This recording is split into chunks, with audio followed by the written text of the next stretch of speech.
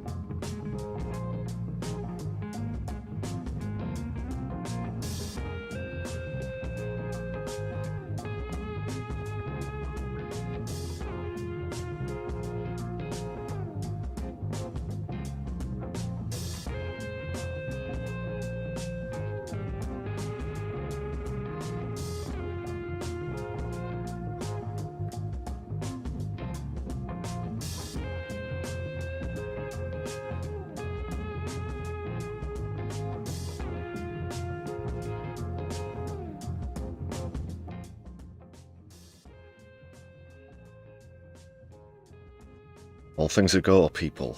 It looks as though we're live. How are we brewing this evening? This Tuesday Brews Day. Welcome to the stream that you can set your watch by, with potentially a revolution every 12 hours. This is the Brews at 10 on my left eye. I'm your host, Lefty. Thanks for joining me. You're all very welcome. This evening, coming to you live from the northwest of the UK.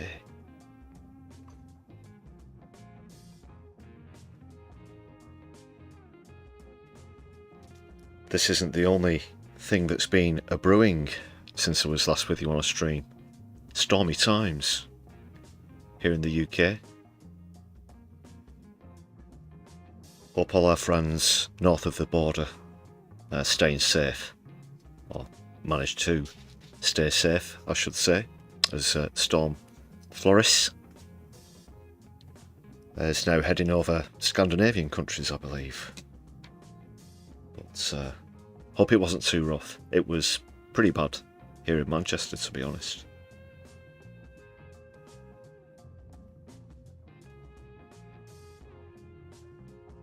But who do we have in the chat this evening? Flow Snake in with a bang, and with watermelons as well. Thanks a lot for that. Morbius as well, with the Palestine flags and stew. Solidari-Tea. Chris, great to see you. Mosh it on toast.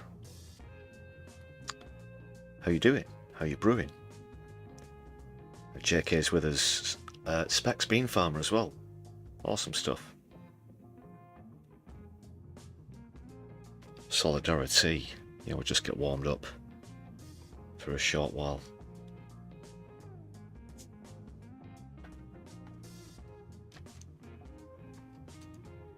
Please make sure that you've hit thumbs up on the stream. people. I can see a few of you just arriving, so please make sure you do that as you come in. That would be great. That would really help the channel, in fact. Speaking of progress, speaking of targets,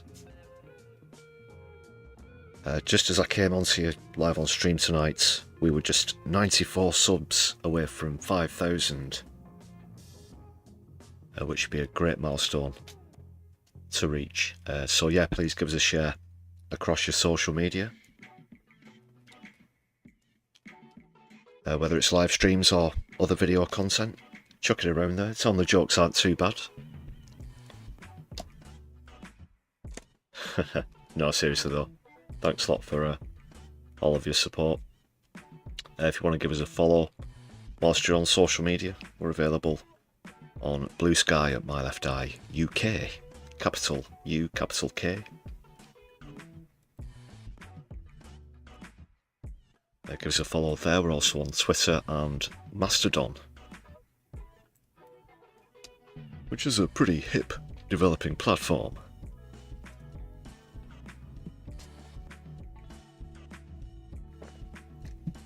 Yeah, so just 94 to go.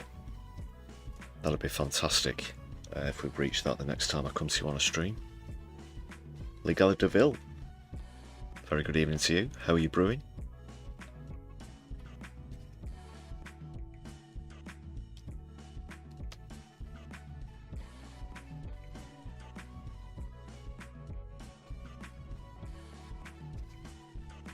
Quite a bit to get through, people. Oh yes.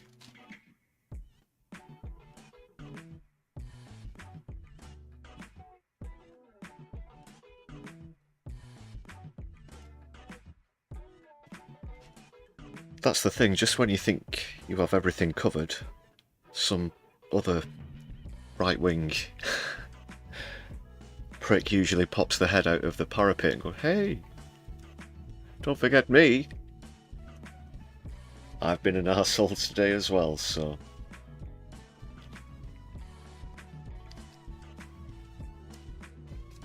plenty of developing stories as well as updates to get into, people. A really good opening comedy clip to come though as well.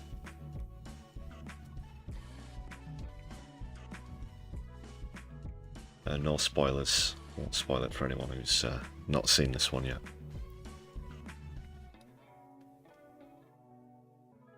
What else is happening, people? We've got the poll up, so a pretty basic one.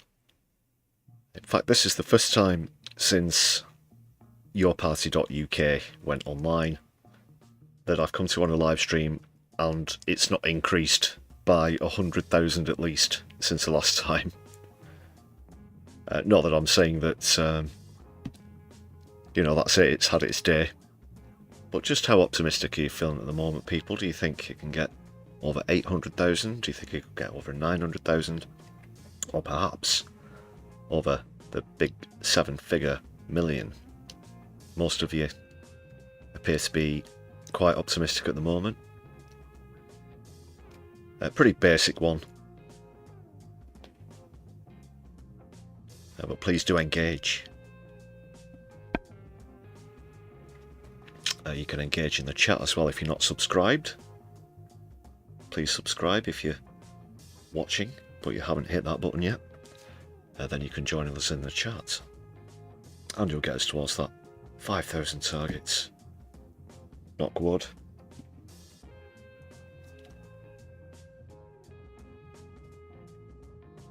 Underhill's with us. Yeah. Your avatar there. I've seen that picture many a time. It's the one that won't go away for JD. Good stuff.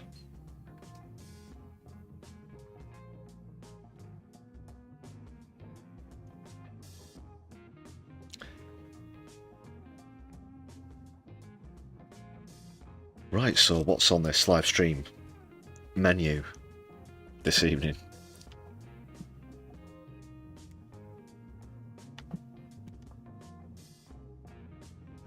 quick look through my bookmarks. Obviously, Stephen Yaxley Lennon, aka Tommy Robinson, has been bailed following his arrest on return from Spain. He was arrested at the airport. I'll be getting into that.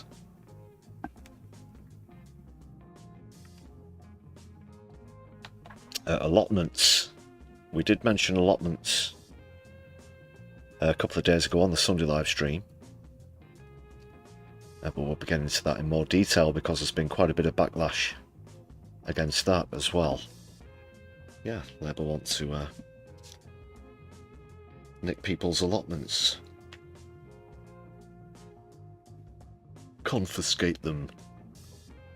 No. I mean,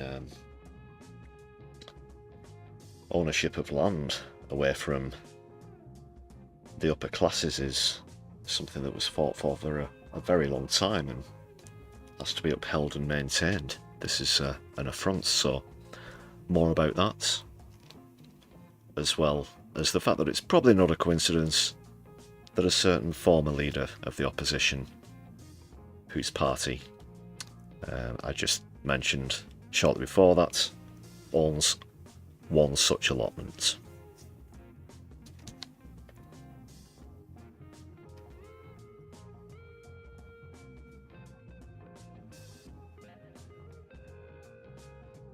A bit more on the latest polls as well. What else has been going on? Bill and Hillary Clinton have been subpoenaed in the Epstein case.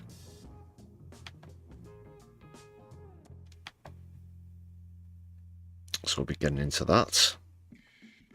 Quite a bit to say about protest as well on this stream.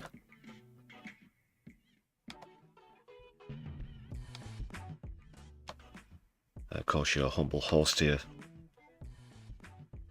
being a political and environmental activist. I've got some updates from protests that I plugged on Sunday. The Siege Labour.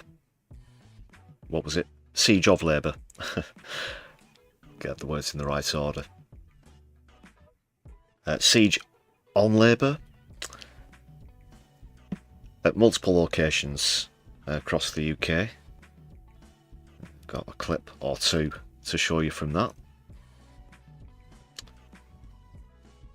An interesting angle as well, how protests against the famine in Gaza have now spilled over into the Israeli population. They've actually been protesting there themselves within Israel itself. A few more bits on Gaza, including Lindsay Hoyle, who is in a bit of bother.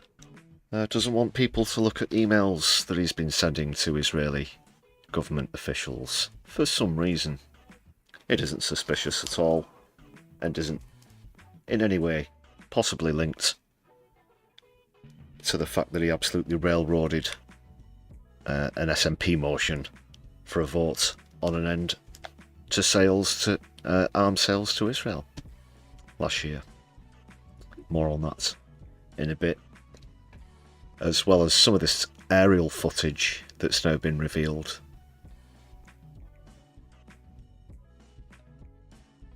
Of the landscape of Gaza in an ITV report that they did. Plenty to get into, like I said, people, as well as just one or two updates on upcoming protests, including Defend Our Juries, who've been in the news recently, of course, being arrested for holding up placards. So a little more about that. But this will be no ordinary protest, ladies and gentlemen, brothers and sisters, their thems and comrades alike. Plus, who knows what other areas we might stray into as we converse, so that's just a bit about what's coming up.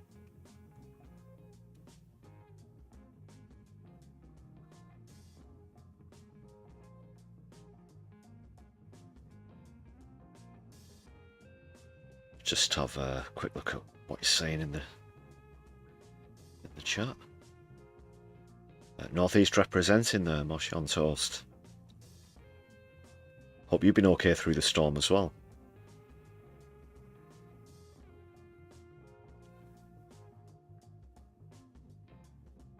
But you were lucky there in South Wales, Specs being farmer. Well, you dodged one there. But windy in Whitburn.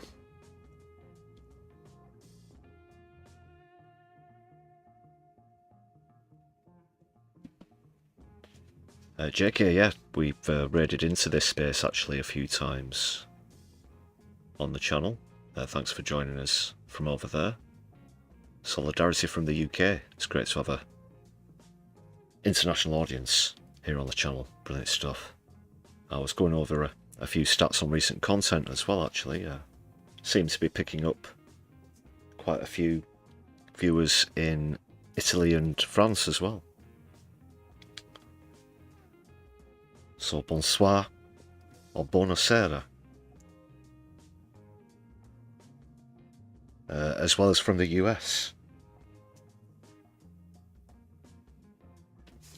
Now we know that there are a lot of socialists in the United States, whether they know it or not, but a lot of people there do know that and feel grossly misrepresented. We mention here on the channel the challenges, the drawbacks of the apparent two-party system and so on and so forth.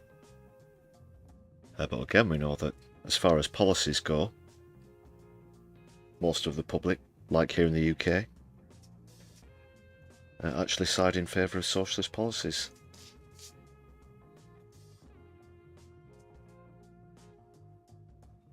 So yeah, awesome to reach people in the States. Grazie, Stu. Thank you.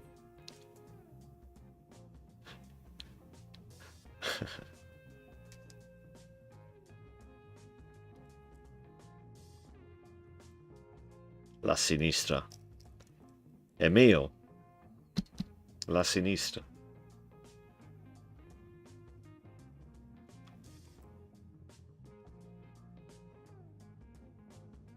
And of course we've got Nicola Curtin here in Scotland, yeah. Have you been through the storm? And you're pretty tired of Starmer's style of policing as well. I'm sure you're not alone in that sentiment there, Nicola. We're getting into that as we get through the stream.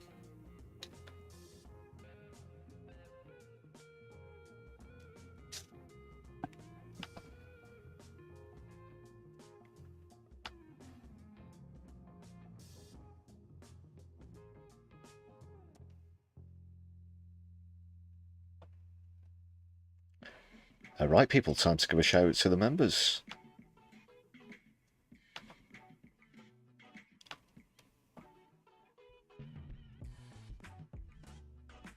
As always, all members get regular shout outs on live streams and videos, so it's well worth the fraction of the price of a tasty hot beverage that it costs to sign up and join this list of marvellous people. There are perks to enjoy, early viewings on content, exclusive stuff. You get static emojis here on live streams if you're more of a live stream fan. Oh yes, all tastes catered for on the live stream that you can set your watch by. The Brews at 10. Okay. Thank you very much, everybody. Thanks also for people who bought gifted memberships for others recently. As always, that goes a long way to helping build our community. As we're now over 100 members.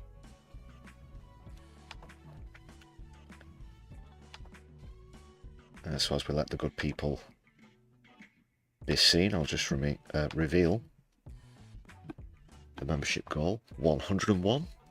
It's as we were at the end of the last live stream, It doesn't like anybody who is due renewal has done so. Thank you very much for that as well. That's also really important.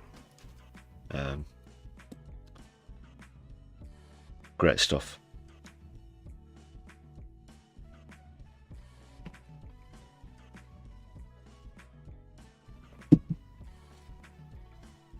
Just one quick reminder, people, please make sure you've hit thumbs up on the stream. 94 subs to go to 5k.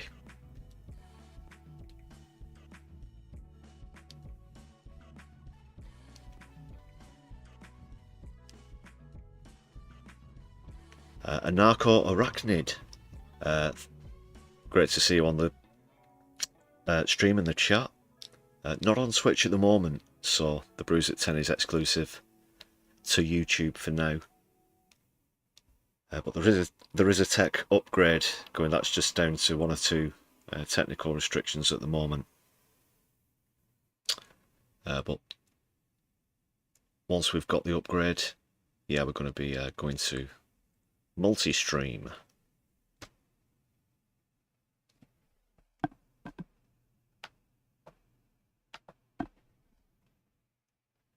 Phil, the music's finished.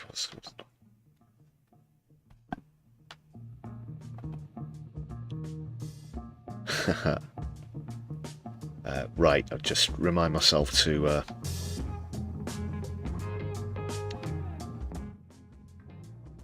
make sure that the chat is running nice and smooth. Apologies if it does lag here and there.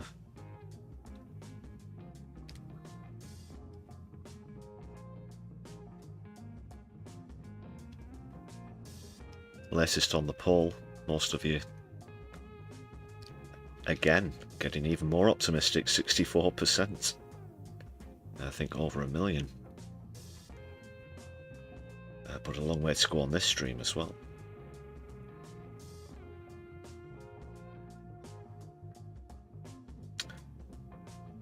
Sandpit, thanks for joining us, and thanks for the statistic. 45% of Brits support admitting no new legal migrants and requiring large numbers to leave. That's a YouGov poll. Genuinely slipping into fascism.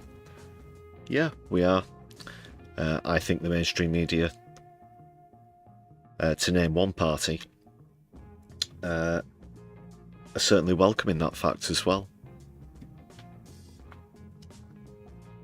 On this live stream, I'm not, excuse me, going to talk too much about migration, because that's essentially what all of the MSM are doing, and they're just the rats to Farage's Pied Piper, along with Starmer, as far as I'm concerned. It's been all over the news as well today. They did this exclusive undercover investigation, that is the BBC.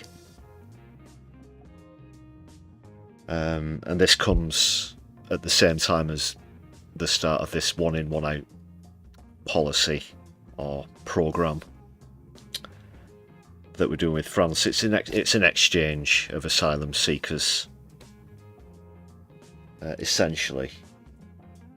So I don't think that that's a coincidence that they've come together. And the way that they go on about it, you'd think it was the #1 issue.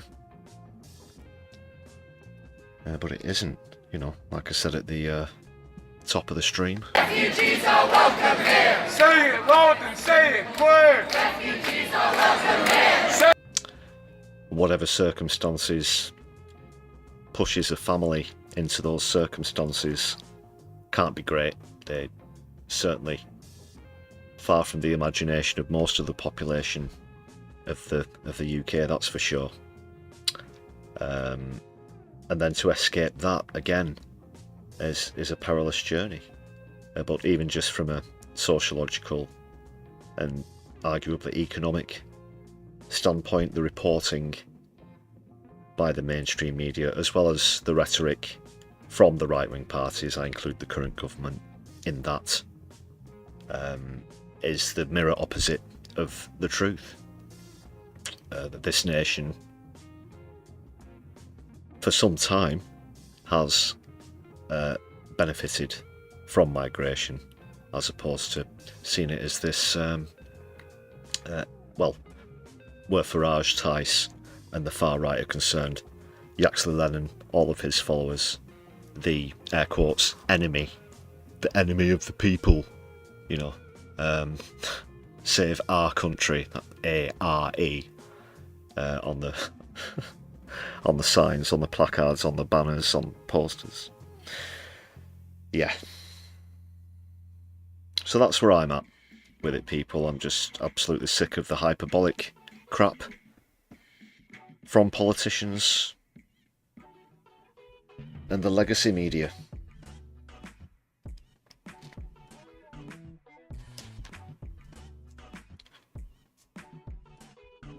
Do you really want to sit through another 3-hour debates as to whether they should or should not bring back things like the Rwanda scheme? And on it goes, but hardly any of them, if any of them, will have the balls to stand up and tell it like it is. They'll mess about with statistics, and it was a statistic that led us into that conversation. This little side tangent. Got an amber warning here for side tangents. Phil's getting the proddy stick out. But I'll just end with this statistic.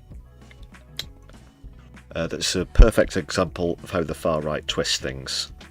So I believe it was Richard Tice himself actually recently said that 40% of sexual assaults were carried out by migrants. So 40% of all sexual assaults are carried out by migrants. That is what he said. Didn't think that anybody would have a further look into it. They did, and it was even brought up actually on the Beeb earlier today that the 40% thing is actually something to do with the conviction rate as opposed to charges or incidents of, which is what Richard Tice was making it out to be. So within that demographic of all of those who were arrested on that charge, 40% of them were then convicted, which isn't 40% of all incidents or instances of sexual assault are carried out by migrants. But that's the way they try, and that's propaganda for you. That's far right propaganda. It's as old as the hills, or it's certainly as old as the likes of Joseph Goebbels and Benito Mussolini.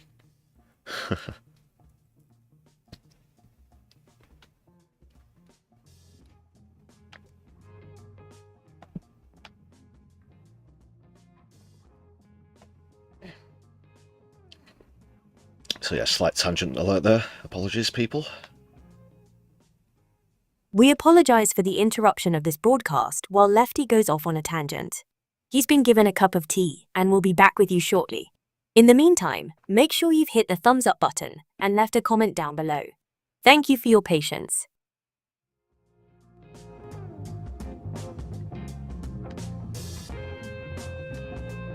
Let's move on. Got a nice fresh brew here.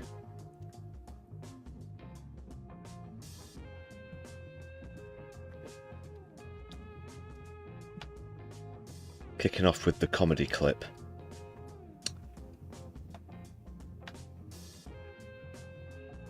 Someone else featured before, in fact not too far into the distant past.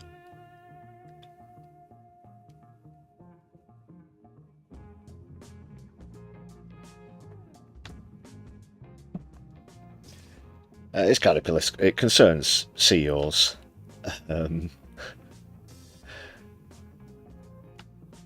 But mostly it's an excellent take on a classic TV character. Very well known, Columbo. So this is Michael Spicer's take on Columbo, and it is definitely worth a watch for anybody who hasn't seen it. But just very quickly, wanted to say we actually got a message from Michael Spicer the other day who left a message in the comments. So yeah, shout out to Michael for that. That was nice. As well as Larry and Paul as well from the Broken News left us a good comment. So Solidarity to Michael Spicer, who you're about to see here, and Larry and Paul, who do Broken News that features very regularly here on the channel. Right, take it away, Michael. This is quality. So, what can I do for you, Lieutenant? I'm sorry to bother you, sir. As head of YouTube, I know you must be very busy. Please, I'm always here to answer any questions you have. You're very kind, sir. You know, I've been looking around this building this morning, and I gotta say, I'm very impressed. Thank you, Lieutenant. You know, I was talking to one of the guys down there, who works with the algorithms. Algorithms, that's it. Boy, I gotta tell you, that guy was smart. He was too smart for me. A lot of what he was saying, you know, about data collection, I was just flying over my head, sir. Well, that's understandable, Lieutenant. It's a very dense and complicated subject. Sure. Although there was something he said that kind of bothered me. And what was that? Well, you see, my wife, she loves YouTube. She gets a real kick out of those YouTube tutorials. You know, she loves a tutorial. I swear sometimes she creates problems around the house just so she can have a YouTube tutorial to solve it, you know. Last week, sir, she got bolognese on a tablecloth there, and she just spent the rest of the evening watching tutorials on how to get the stains out. I tell you, I've never seen her so invested in something. It's getting to that point where we don't actually watch television in the evenings together anymore. You know, she goes off and watches her tutorials, and I just go to bed with my Kindle. Lieutenant, much as I enjoy hearing about your domestic arrangements, I'm sure you didn't come out all this way to talk to me about YouTube tutorials. You're quite right, sir. I'm so sorry. My mind wanders from time to time. That's quite all right. Now, why don't you tell me what the man said? The man? Oh, the algorithm guy, right. So he was saying how easy it was to see what a YouTube user had been watching just from looking at the recommended videos down the side of the page. That's correct. That's what the algorithm is there for, to provide more content that it thinks the user will enjoy based on their viewing history. The key is to keep them watching content. Right. Now, the thing is, sir, the last time I saw you, you said that on the night of the murder, you were at home on YouTube. Actually, that is very important, people. Keep watching content. You know, make a note of this. Just keep watching content. 3 simple words. 3 simple words that keep watching, especially on My Left Eye. Keep watching content on this. Now, the second biggest platform in the world, didn't you know, people? YouTube. The only thing that's bigger is the P.O.V. Maybe we could even surpass their numbers, who knows? Keep watching content. Right. Now, the thing is, sir, the last time I saw you, you said that on the night of the murder, you were at home on YouTube searching for video reviews of air fryers. That's right. I needed a new air fryer. Yeah, see, that's what doesn't make any sense to me, sir. What? Well, do you remember, sir, when I came to see you at your house yesterday morning, and you were on your laptop and you were showing me YouTube's new layout, and then you pointed to that little gizmo thing in the top corner? Oh, the YouTube icon? Right. You showed me the new YouTube icon. You were very excited to show me that, sir. Yes, I remember, but I don't understand what you're getting at, Lieutenant. Well, sir, I happened to notice that the recommended videos down the side of your page didn't have anything about air fryers. Instead, most of the videos were tutorials about how to get shoe polish out of clothes. You see, that's what's bothering me about this, sir. You know, if you had spent the whole night searching for air fryers, why did the YouTube algorithm suggest shoe polish tutorials? That's very simple, actually, Lieutenant. You see, after I had watched the air fryer videos, I then had to polish my shoes, and I accidentally got some shoe polish on my shirt, so I then had to find a tutorial to show me how to wash out the stain. That's funny. What's funny, Lieutenant? Well, it's just every time I met you, sir, you're always wearing sneakers, you know, like middle-aged CEOs always do. You know, no offense. None taken, Columbo. I've never seen you in a smart pair of shoes. No, well, I had a business appointment the following day, so I had to look smart. So you polished your shoes? Yes. Well, that explains it, sir. I won't take up any more of your time. Goodbye. Goodbye. So I guess that will that'll settle the matter. Perfectly reasonable explanation. We'll just go back onto the stream. There's just one more thing, sir. Oh. Yes, I spoke to forensics. They said that the body was dragged to the bottom of the stairs by his feet and not picked up and carried like we first thought. So what? Well, I just thought that was a coincidence, that's all. You thought what was a coincidence, Lieutenant? Well, the first thing I noticed when I saw the victim was how shiny his shoes were. Dun, dun, dun.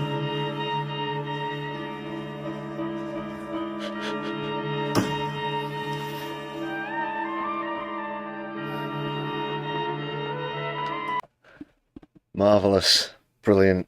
Michael Spicer, go and check him out. He also did some stuff a while back with Dion Morgan, who plays Philomena Kunk. So if you've not subscribed to his YouTube yet, please do check out Michael Spicer. Worth it, if not just for that Columbo impression. But he also does the Room Next Door sketches, which I've featured previously, and I know that you guys like. So definitely worth going and subscribing. Michael Spicer. That's a funny fucking shit, mother.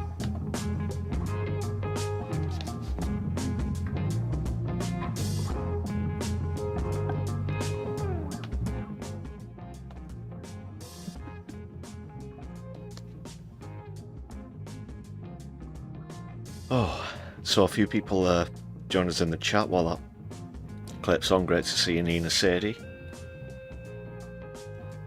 I hope you're brewing well. DJ Super Tiny. Great to see you too. James Holmes in the house. I don't know if he's any relation to Sean Spicer. I couldn't tell you off the top of my head there.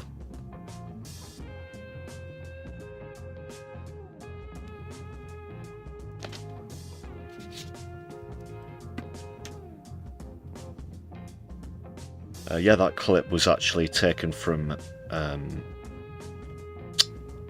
video essay that he did on media studies, actually. The rest of which is worth checking out.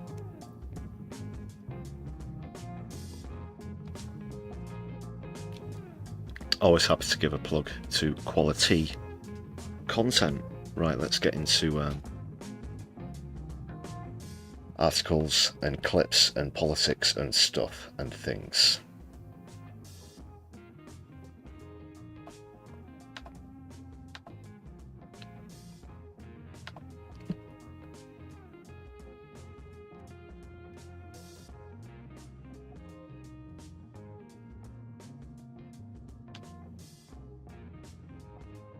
Yeah, first up.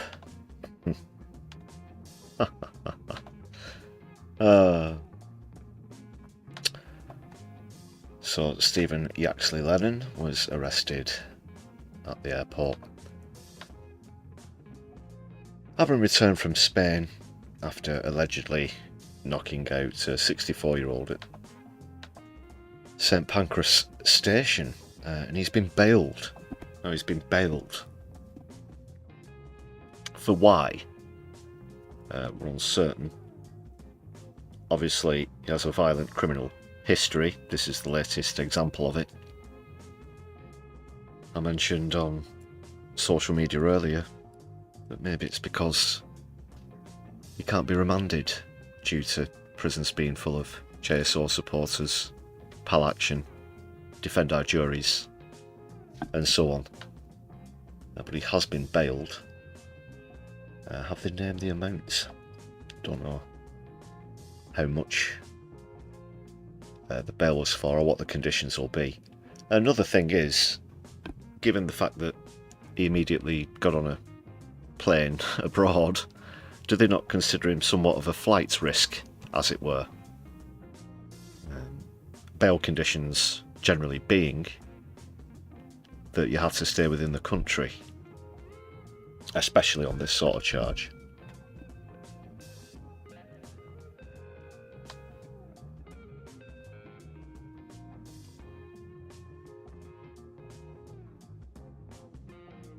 So that was just over 6:30 local time. Now that's just I won't play the full video, but apparently just after the incident at St Pancras. This is on Starmer's turf in that case. But yeah, he's alleged to have said just shortly afterwards to maybe this other person you can see on the left or another passerby, I believe the quote is, "He came at me, bruv." So that's what he said as he walked away. "Came at me, bruv."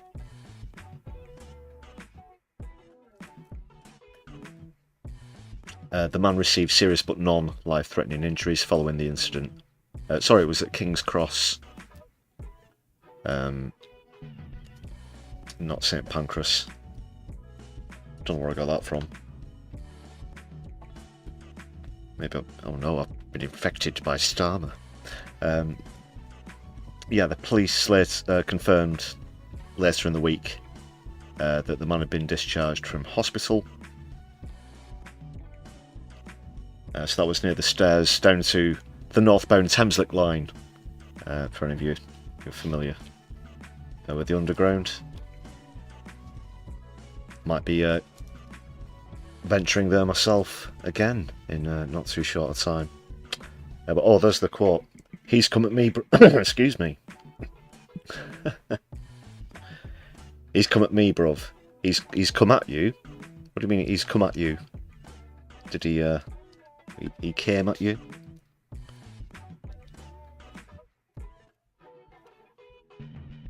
So that clip doesn't actually show the incident, it's just shortly afterwards, but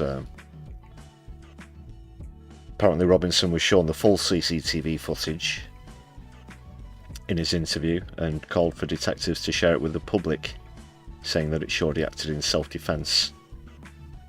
He also added, "If someone wants to come up and accost me, confront me and attempt to attack me, I'm within my rights to defend myself."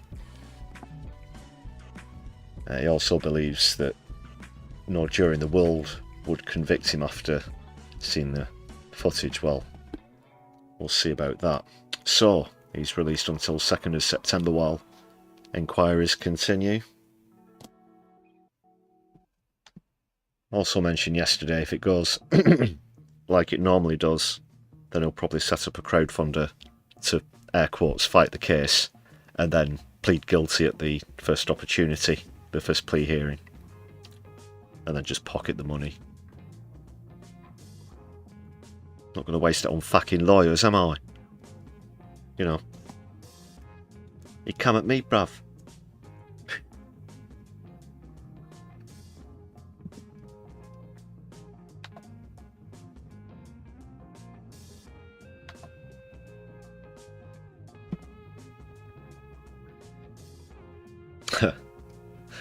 Super Tiny, he came at me, but he missed. Genie Bottle, thanks for stopping by to leave a thumbs up. Love and Solidarity, thanks for the what's the word I'm looking for? Appearance.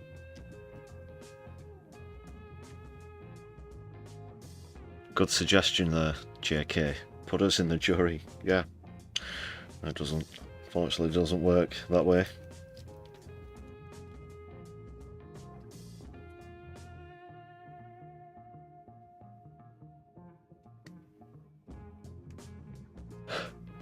Honest Tom.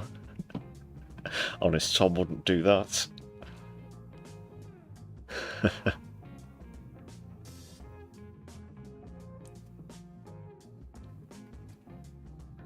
They must be absolute rubes, these followers of his. Really, you know.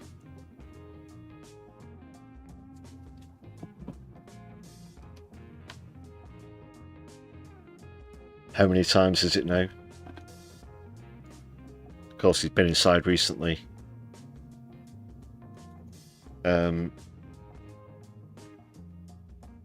Yeah, basically for contempt of court. Which ended up in a case being quashed.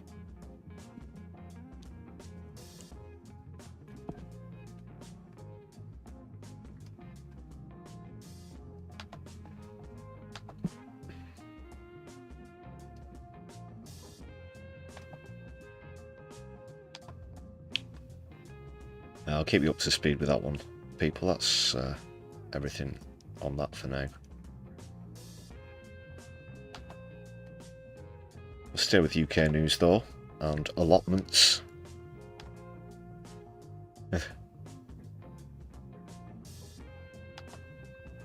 Now then.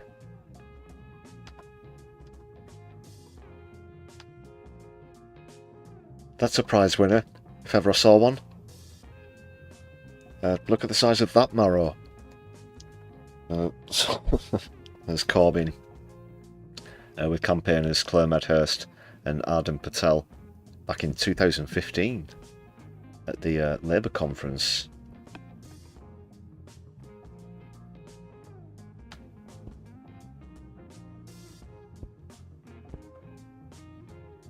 Right, let's see what's happening, people. Before I get into this article though, I want to know if you've got an allotment, what you think. Morbius is with us.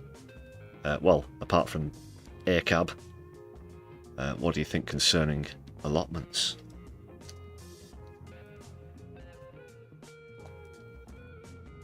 Yeah, we'll be getting onto that. Defend our jury's protest a bit later in the stream. But for now, here's what's going down in the United Kingdom of Bollocks. So Angela Rayner's under fire for signing off the sale of land at 8 allotment sites since the general election. Just in case you didn't know, an allotment is a small rented plot of land where residents can grow their own fruit and vegetables and are protected from development or sale under the Allotment Act, which is 100 years old, except with a ministerial sign-off. That's quite some footnote disclaimer there, isn't it? It's yours, unless the upper class decide that it isn't. It's 1925, you know, very modern progressive legislation. So a government spokesperson said strict criteria were in place for allotment sales, which should only be made where they are clearly necessary. Yeah, who really needs to eat? I don't know about you, I can go for weeks. Sounds like something Netanyahu would say. Don't know what these Gazans are complaining about. I can go for weeks. It's, you know, it's not necessary. Yeah, we'll tell that to Gaza and Sudan and Yemen.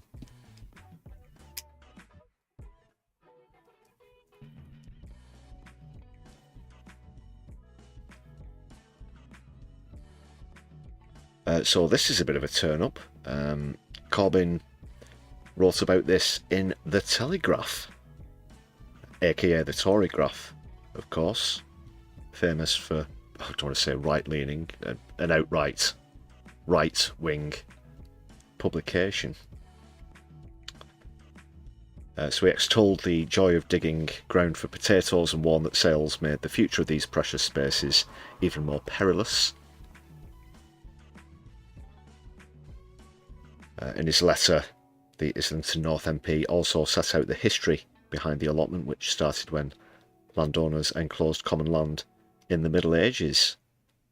There's a rich history of that as well. I've brought up things like Kinder Scout previously on the channel, the mass trespass, which again allowed public usage of land that was formerly exclusive to the upper classes, the nobility. The bourgeoisie.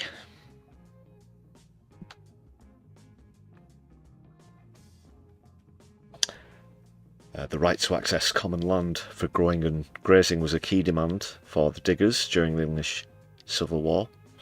Corbyn says, claiming the Enclosure Acts were one of the most grotesque abuses of power by Parliament. Losing access to land led to the rural poor facing starvation and being forced to migrate to industrial cities like Birmingham, which is true. This is as the Industrial Revolution began to kick in full swing as well. That also drew people into cities. Mass overpopulation, of course. The construction of housing couldn't keep up, and you have families in these cramped conditions as all of the economy, the money, moves towards the cities as well. That was the way it was.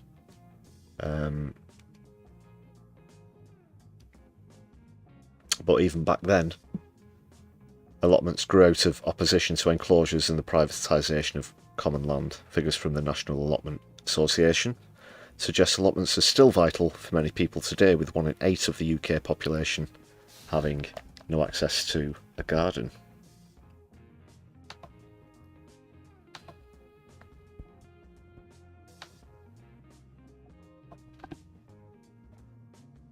I think it's someone that everyone should have the right to be perfectly honest. At least, you know, some square yardage of space to grow food, whether that's in a communal format within residential areas or whatnot, or whether it's a domestic format in your own back garden.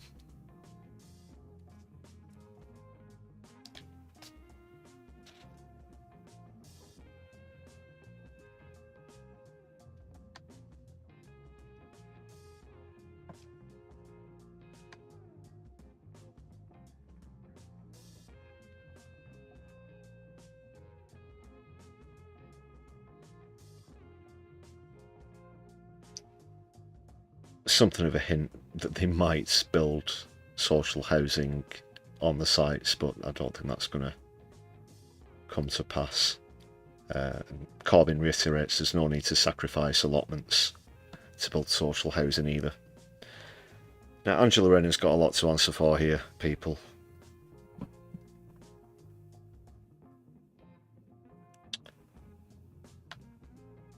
But a spokesman for Rayner said that council should only sell off allotments where it's necessary and offers value for money.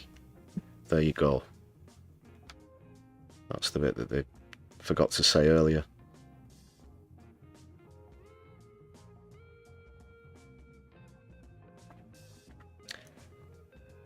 Also added, we know how important allotments are for communities. Yeah, that's why you took them away.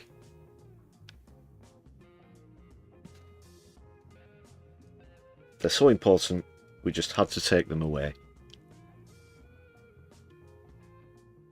And that's why strict criteria is in place to protect them. You know, this is like catching the burglar in your house at work, and as he leaves with your sound system or your phones, whatever, he's telling you that he's actually there to give you stuff. And that he's protecting your things. They're under strict criteria.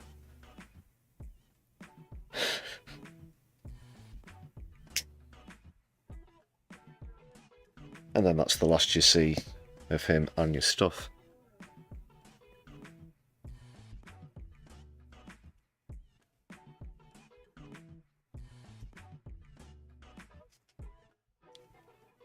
Morbius, that sounds impressive. I'll have to check that one out. I suggest everybody else does as well. Go to Morbius's YouTube and check out the impressive aubergine. I do like a bit of aubergine myself, Morbius.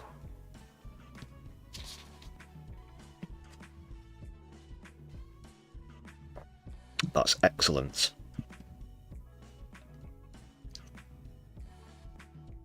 And it's not just a sustenance thing either, it's therapeutic for a lot of people as well. It's also important, I think, to teach future generations the importance of how to grow on the land, how to till the soil, and so on and so forth. I don't mean literally using your children to pull a plough along, but I just want to be very clear on that. That's going to be on the front of the Telegraph before you know it. Lefty JSO guy encourages child labour in online rant. No, I meant just the importance of chemical processes and so on and so forth from a scientific perspective, how important it is to pass that knowledge down. Also important not to basically just let kids rely on capitalism, that it's always there in this supply and demand structure. But one day things might be different.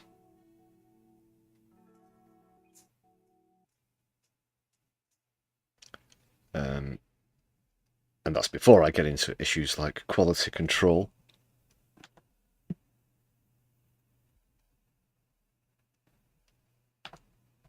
Chlorinated chicken, anyone? Just one example of poor regulation.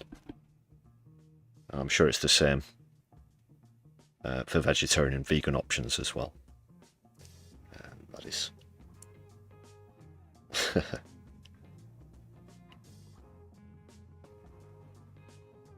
Aubergines are therapeutic. Therapeutic aubergine. Hey, you never know. You might just look at that aubergine for a few seconds or so and all of your troubles will melt away. Even if it's just something therapeutic like that, you know, for a distraction from the doom and gloom. MIDI Doctors is with us. Thanks for joining us.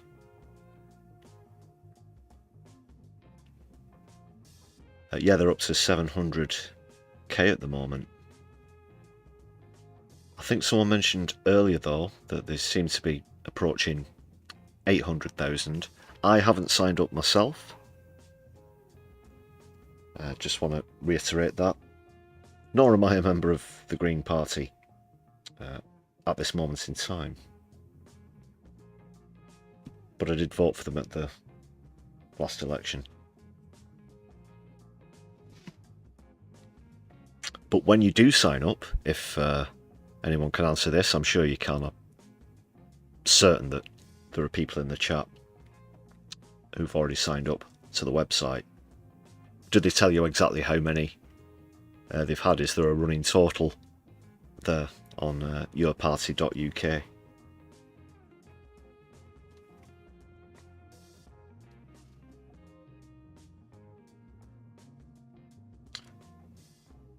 Let us know. Yes, of course, Flo. Eating them is therapeutic as well. Do like a good aubergine. Nice stuffed aubergine. Great stuff. Amber Tangent alert there. That's going on the list.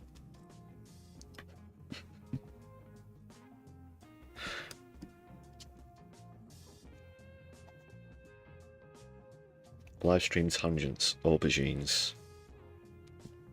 Just add that one.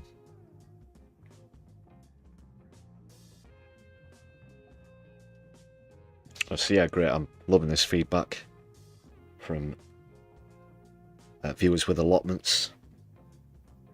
Let me know in the comments if you're watching back later, if you're affected by this, or if you're just showing solidarity with your fellow allotment holders. I don't have one myself, but I know quite a few people who do. There are a few diggers societies here in the northwest, in Manchester, towns in the surrounding area, in Greater Manchester as well, such as Bolton, Wigan. They have a diggers festival, actually, an annual event, and it's not just allotment people who get together. A lot of other peaceful organisations show support as well. So yeah, it's still an ongoing thing.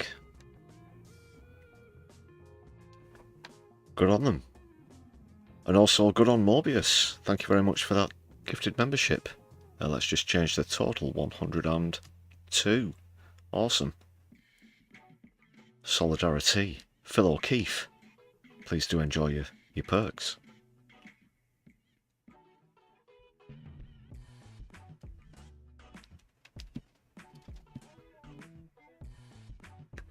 Yes, MIDI Doctors, very fine point there as well. Selling off state assets has been a disaster in the past. Repeatedly, as you point out. I mean, just look at the UK, for example, historically. You see this massive upsurge in sell-offs under the Thatcher government. Is where it all began. Rail, water.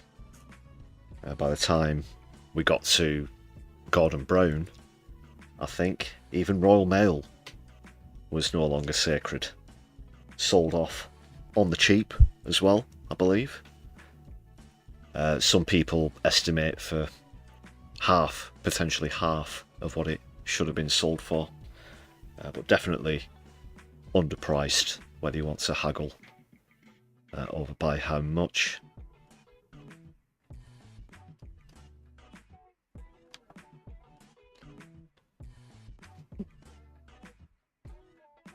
And now allotments. And they're always sold off at a loss. As we all know, they're only run for private and shareholder profit. Investment is kept to a minimum to help sustain that, of course. Deregulation comes into that a lot as well. Just look at one of the best examples of that. I say best, the worst examples at the moment.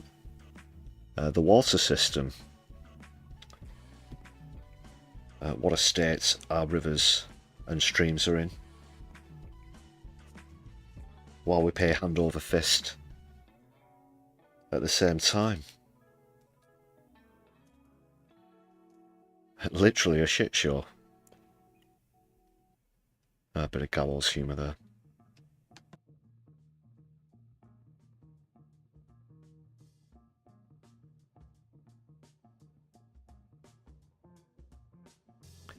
And the real kicker in the Kanakas, people, is that when they run whatever utility or business it is into the ground, they say, well, of course, nobody turns around and says, well, sorry, that was a failure. Of course, you shouldn't be put in such a position again. It's clear to everybody that you're irresponsible in running this service. We'll get somebody else to do it. We also need to renationalise it because what's happened here has been an unmitigated disaster. No. As logical as that would sound, that's actually within the realm of fantasy. Because what do they get? Subsidies and government bailouts to keep that cash cow churning out all of those pounds and dollars. Ludicrous. Oh, sorry. We ran out of money by, well, taking all of the money and just handing it out between a small amount of people who actually do the least amount of the physical work. But there you go, hey ho. That's free market capitalism, which can be trusted. It is a sound system, and we certainly won't tolerate any criticism of it. By the way, can we just have a little bit more of that public money? Just a few billion. It's just, just a few billion here or there. No one's even going to notice anyway. But we'll definitely run it properly this time.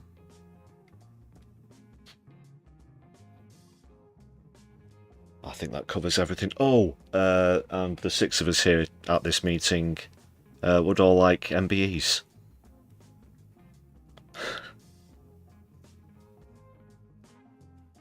We're beyond parody at this point though, aren't we, people?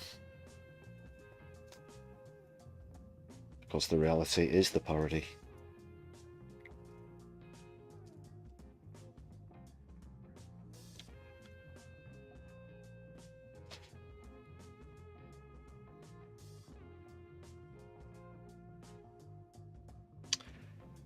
Yes, Chris, I'm right with you there as well. Profits should pay for maintenance and higher wages, not dividends. Yeah, whether it's the cleaners right through whatever base level staff, supervisors, they all deserve that money because they did the work. And terms like non-skilled work get thrown about. Personally, I think that's an insult. The value of labour should be based on necessity, and we certainly saw during COVID how things that we took for granted, once they ground to a halt, certainly became a lot more appreciated and valued, at least if only in the moral sense, and created this category, this new category of essential workers. But let's just see, and I'm using purely industrial terminology here, as it were.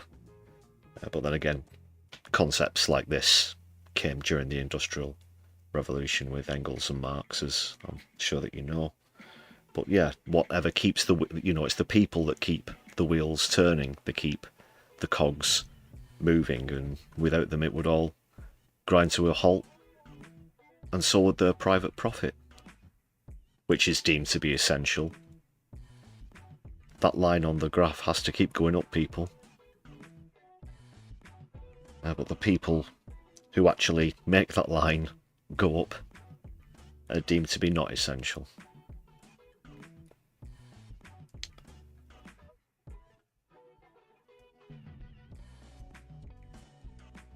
So yeah, everything should be put back in. It should be, in a lot of cases, self-perpetuating, self-serving mechanisms, systems, in economic terms, that is. Rather than this, everybody's got to have a chance to wet their beaks shit that's going on. So the last thing I just want to point out about that as well is in terms of concepts, in terms of progress, you only see governments like Starmer's, the Tories, come up with ideas or policies that can create markets to enhance private profit rather than for the benefit of the people, as they're supposed to, of course. But no, everything that's new, there always has to be a discussion about, okay, so how do us lot get rich off this, let's make a few calls.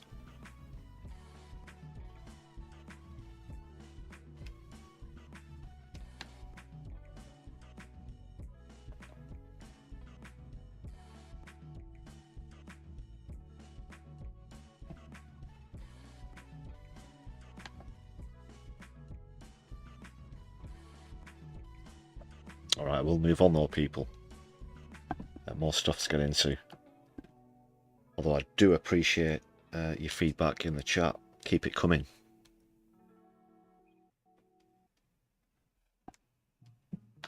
I've got a quality chat going on tonight, people.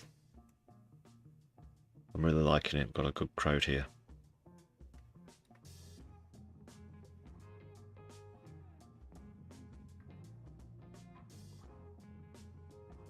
Doc Davies is with us as well. How are you brewing?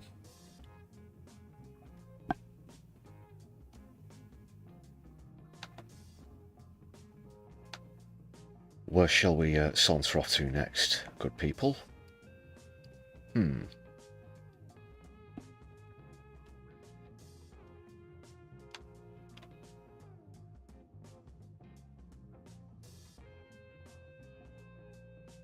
Of course. Sir Lindsay Hoyle.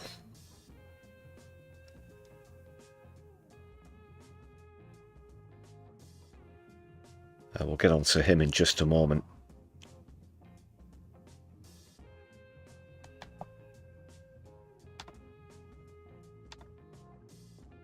Of course, that'll lead us on to other matters with Gaza and protest and stuff. But just to round off the sort of UK politics section of the live stream, if you want to put it that way.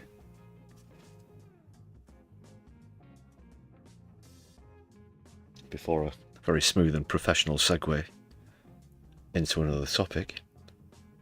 I'm just going to bring you the latest poll that stats for lefties. Excuse me. Let's try and say that one again. Just need to wet my whistle.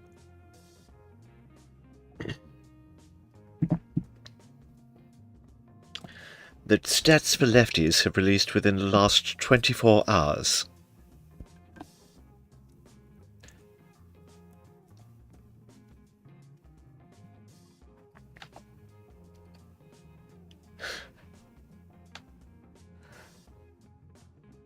Good shout out there, Chris. Yeah, we'll get on to that in just a moment.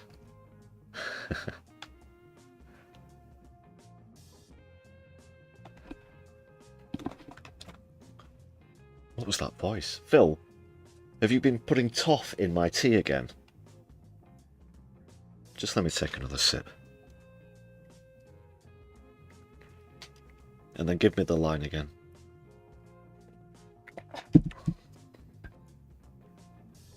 The stats for lefties have released in the last 24 hours. Yeah. The rain in Spain lies mainly on the plain.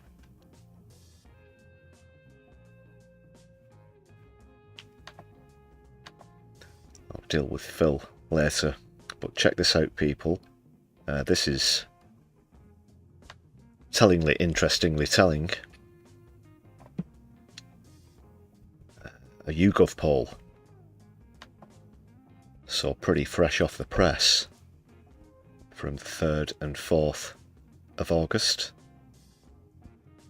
Here in 2025.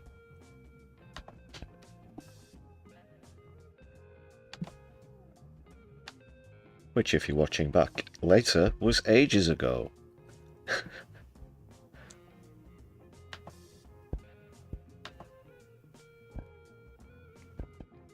So overall, Reform do lead. At one point they were ahead of Labour by 11 points. That's now down to 6, but that's not because of any kind of Labour revival, people. Oh no, as you can see there, they've actually dropped 1 point. So how's this happen? Who's eating into Reform's lead then? Because it's not the Tories, they've stayed where they are. The Lib Dems have only gained 1%. But of course there's a new player in town. And look at this.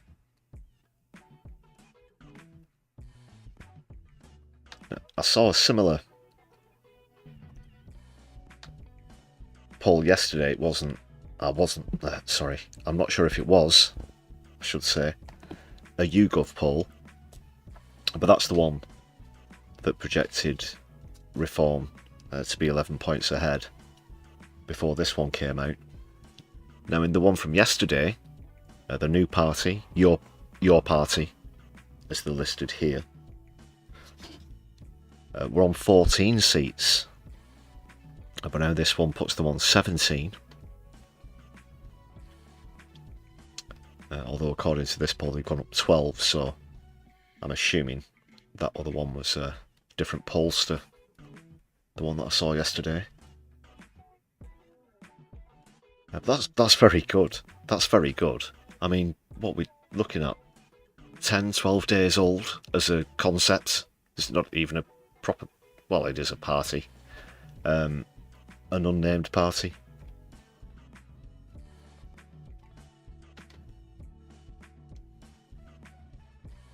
With Labour looking to lose 303 seats compared to the last general election, putting them on just 108.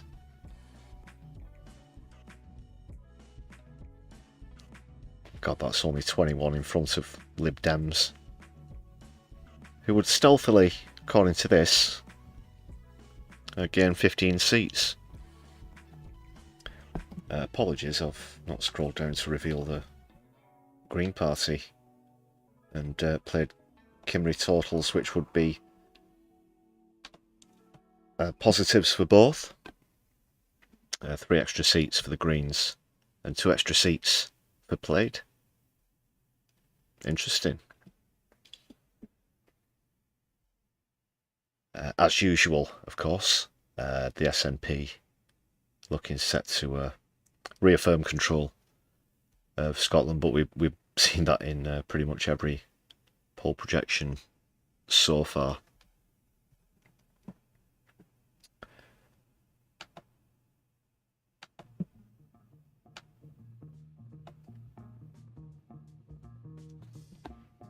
So a long time to go, and 17 seats off the bat isn't too bad at all. Now, if you want to compare initial success with that of Reform, who look at them now, have to be taken as serious contenders. In fact, you know, that they are the target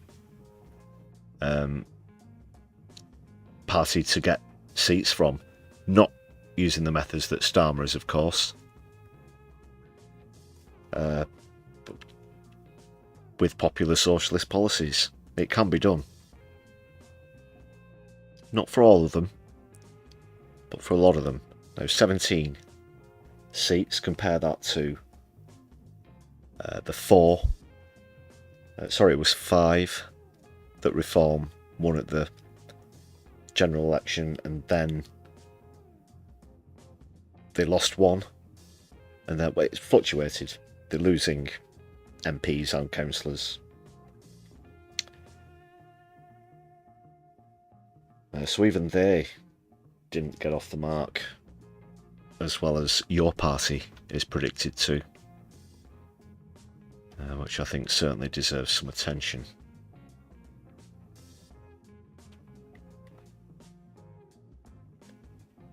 Somewhere around 4 years to go till the next general election, so time to cover that ground.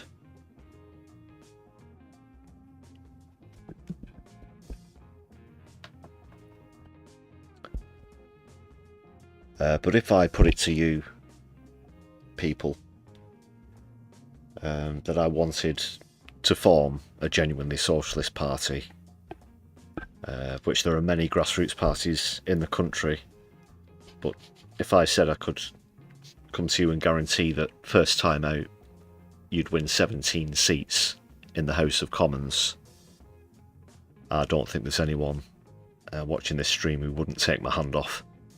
Let's be honest.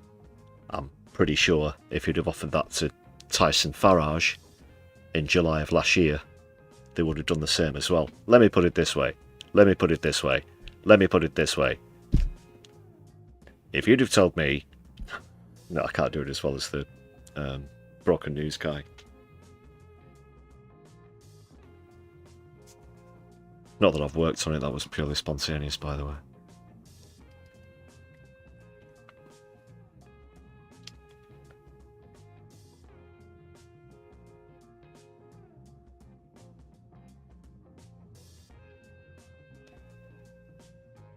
On that topic, 70% of you at the moment think that your party will get over 1 million sign-ups. 13% think 900,000 and 17% somewhere between 800,000 and 900.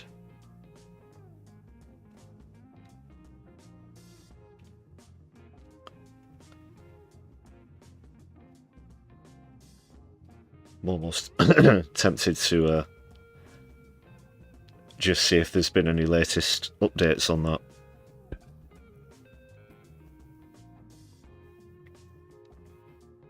Also, as well as the subscribers on this channel, don't forget people, just 94 subscribers away from 5,000.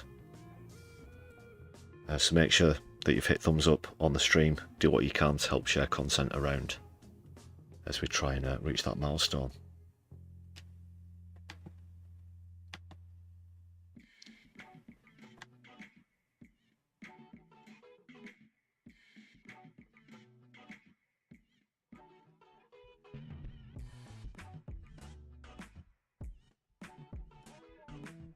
I was just having a quick scroll through a couple of comments on that poll there to see if there was anything worth mentioning, but I think we'll get on to another topic.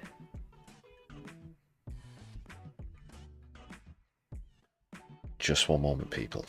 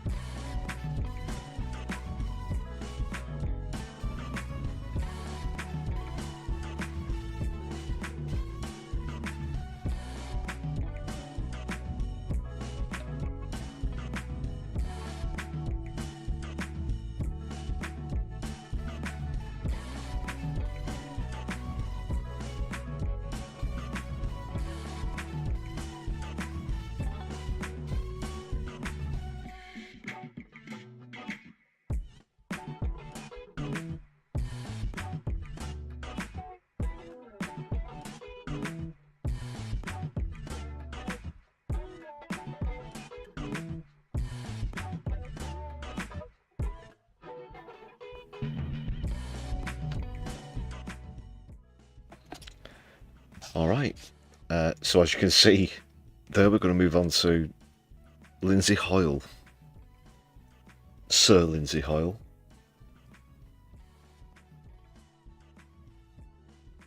Apparently the man whose job it is to simultaneously speak whilst eating soup, by the sounds of it.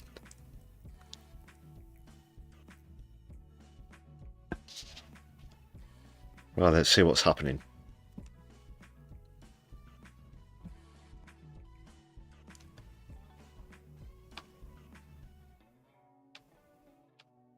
What have I got here? I think I've got an article.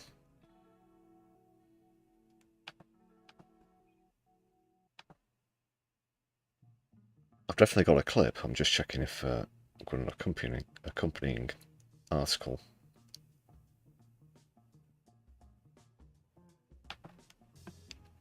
Oh, it was a post. That was it.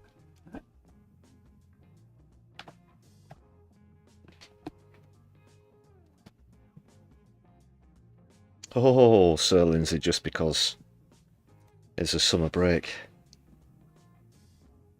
from Prime Minister's questions, don't think that you were going to escape a bit of a ribbing from old Lefty here. Oh, no, no, no, no, no.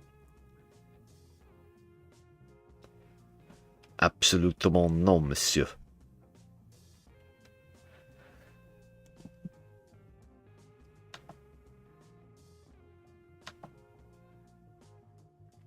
So this comes following a Freedom of Information request. Oh, crikey. Wrong face. A Freedom of Information request from Declassified UK, who do fantastic work as independent journalists. Highly recommend you check them out. But it's been refused, claiming that the public interest test does not apply. Yep, that's right. So this is the Speaker of the House of Commons who we're talking about. And this concerns emails that he sent to Israeli politicians. So that's immediately clear to see why it might be in the public interests. Don't know if those responsible for assessing this request don't know if they're aware that Benjamin Netanyahu is currently wanted for war crimes.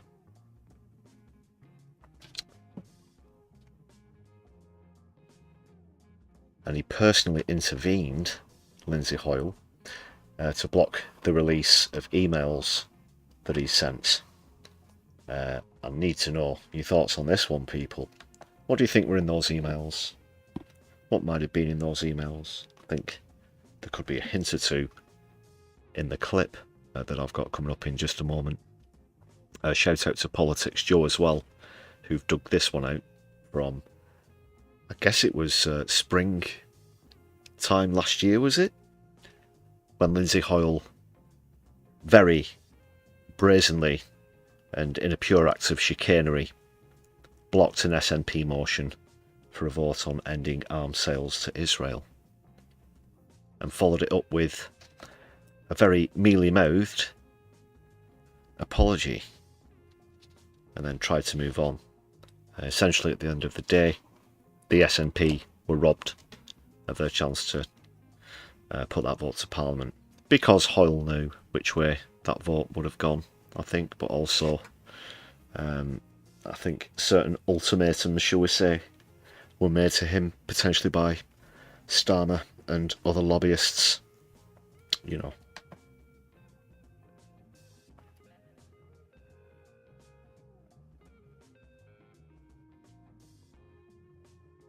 I'm very disgusted by this. If he's got nothing to hide, then surely all should be revealed. And it is in the public interest. Of course it's in the public interest. Because we're talking about influence. We're talking about foreign influence of domestic politicians and representatives here. Brings that into question, and that's just for a kick-off. This is the Speaker of the House of Commons.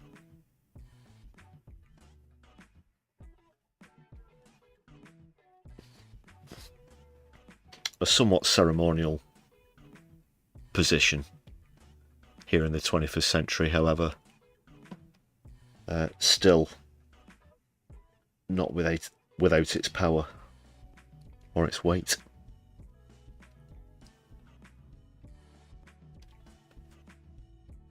Now let's see what you think about this, people.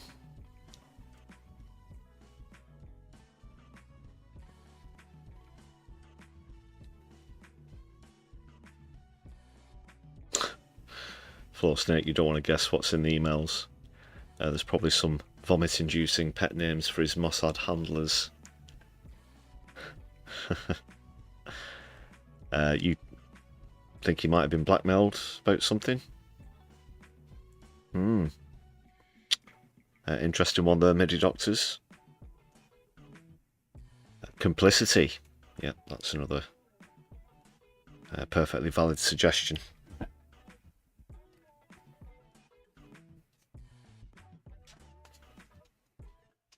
Before I play this clip of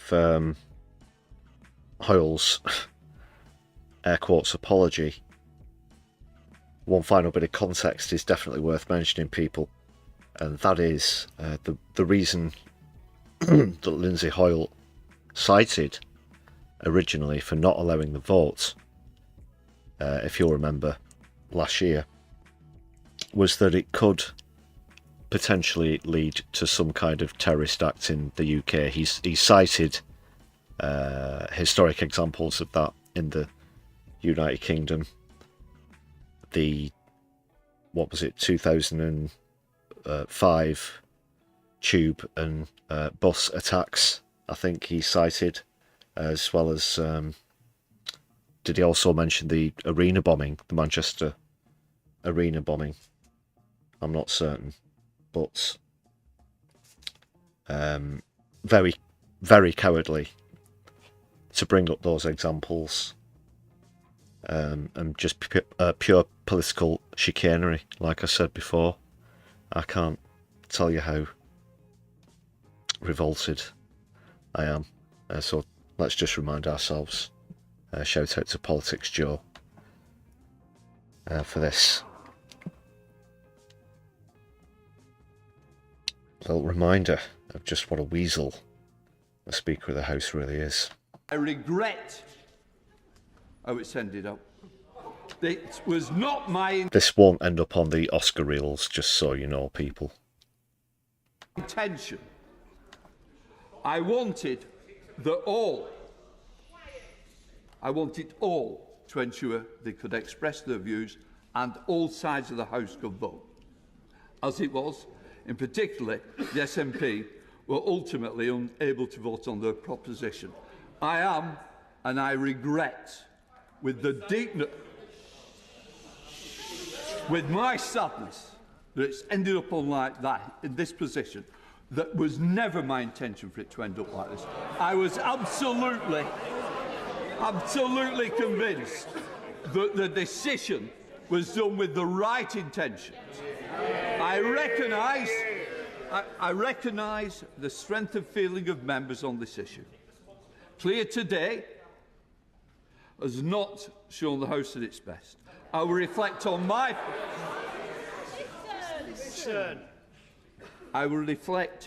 part in that. Do you notice how it's all about him, or he regrets this, as though his regret carries more mass than the fact that he's used his influence to stop a vote on a serious issue, you know, arms sales to a country that's committing a genocide, that's committing war crimes. And that, I'm sorry that we can just move on. Let's say it's too late for all of that business now. But what everybody really should be thinking about is just how sad I am, you know, that you're angry. Yeah, you're all angry, but doesn't anybody care about how sad I get when you're angry with me? You know, it's all about, it's very narcissistic, isn't it, really? But that's the position he's coming from.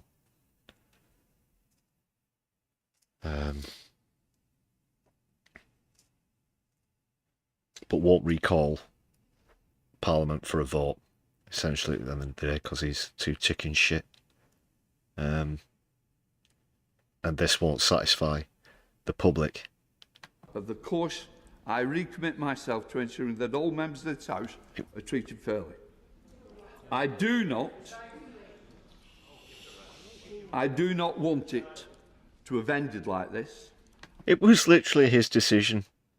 He didn't want it to have ended like that. It was literally his decision, his decisions. And he's acting as though it were an act of fate, of chance, of whatever, just bad luck, really. As opposed to his very decisions. Oh, I really can't stand this guy. I want to say to the House, I will meet with all the key players of each party. I think it is right that I meet with the. I regret. So instead of a vote on whether our country should stop selling arms to a country that's committing war crimes, I'm going to have a bit of a talk, you know, very saliva-driven talk. I'm sure that'll be as well, Sir Lindsay. Because that's a suitable substitute, really, isn't it? Not that so many MPs were calling for that vote, so many of those MPs' constituents were calling for that vote. Oh no, they can rest assured, now that they know that the Speaker of the House of Commons has just gone and had a bit of a chat with them.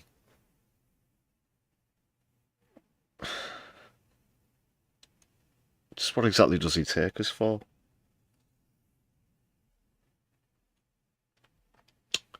Yep. Useless. Summed up very well there, Doc. Absolutely useless. About as much use as a chocolate fire guard or an ashtray on a fucking motorbike.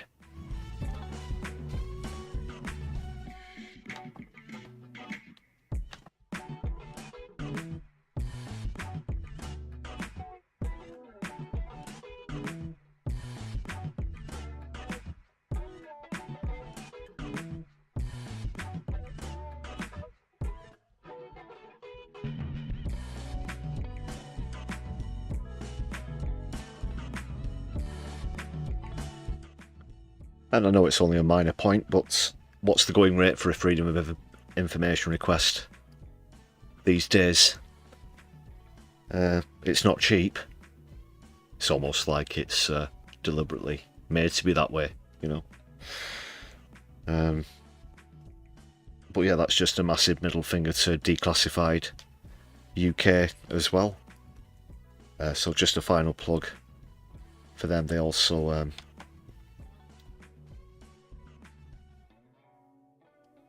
what was I going to say? Yeah, they've got a Twitter as well if you want to check them out, but they investigate other topics also.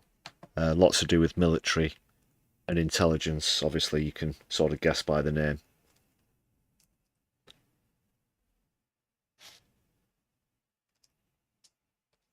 And they try and get interviews on the street when they notice certain Israeli politicians here in the UK and members of the military as well, so good stuff from declassified UK people.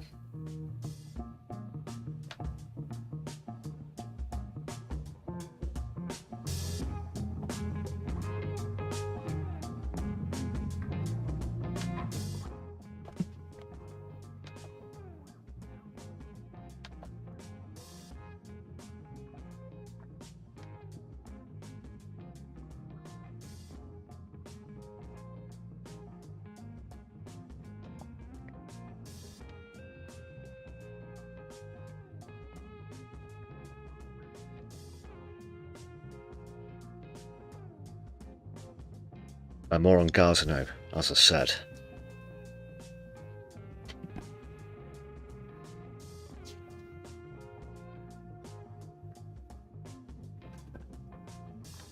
Now, do you remember the thing that we were saying was actually a thing and Netanyahu denied it? A lot of the mainstream media denied it. All of the mainstream media, if I'm being perfectly frank. I'll be frank for a little bit, and then I'll go back to being lefty. Ba-bum. But no, seriously, do you remember what we said about Netanyahu and Israel's intent to occupy the whole of the Gaza Strip? That this was not really about chasing down Hamas or getting the hostages released, that he has this maniacal plan. I mean, it couldn't have been that much of a secret, because he literally, in front of the world at the United Nations, held up a map and was basically like, oh, this, what's going on now stinks. Countries that aren't Israel are fucking shit. Let's make every other country near Israel, Israel. And he held the map up, basically. He's like, this is my vision, my dream, my goal. Join me in self-actualizing when you realise this dream of, you know, and it was pure, insane, maniacal occupation, which is probably why most of the delegates left, of course, if you remember that. That was at the same UN meeting. So now, oh, shock horror. Shock horror. Turns out, when we said he wanted all of the Gaza Strip, he does actually want all of the Gaza Strip. So he's like, oh, you know. And he denied it. He was like, no, no, no, just, you know. Sausages, sausages. Hummus, hummus. Somewhat sketchy Benjamin Netanyahu impression there.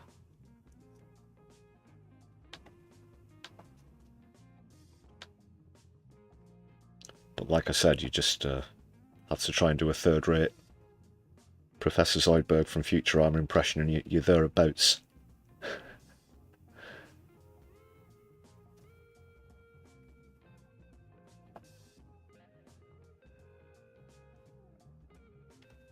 So what's the latest fucking batshit crazy quotes?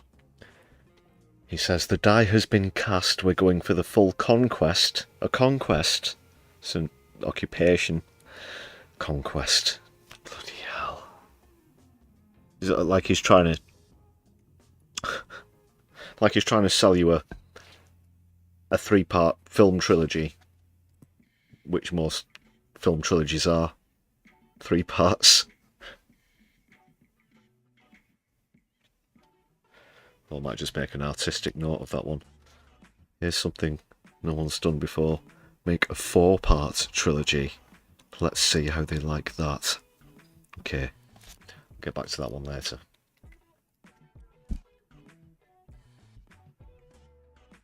Responding to reports that the army chief and other military leaders oppose the plan, the unnamed official said, if that doesn't work for the chief of staff, he should resign. Just a reminder as well, he's also under a lot of domestic pressure, corruption charges and whatnot. Pushback against this, as well as the famine, which I'll go on to shortly. People were arrested protesting in Israel against the famine, so we've seen various protests before surrounding the corruption and the hostages. But this time, it appears that the Overton window is now shifting somewhat.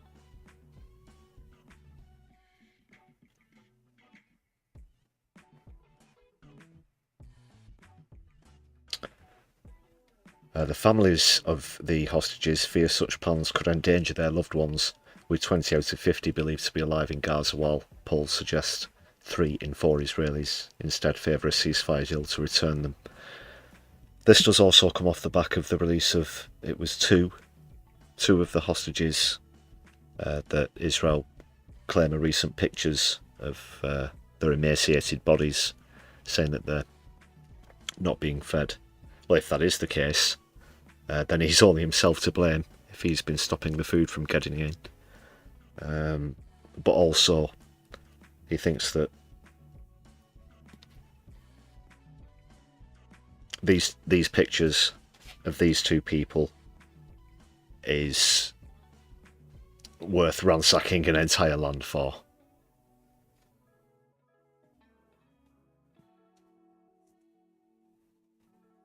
Well, I'm not sure where to begin on that one.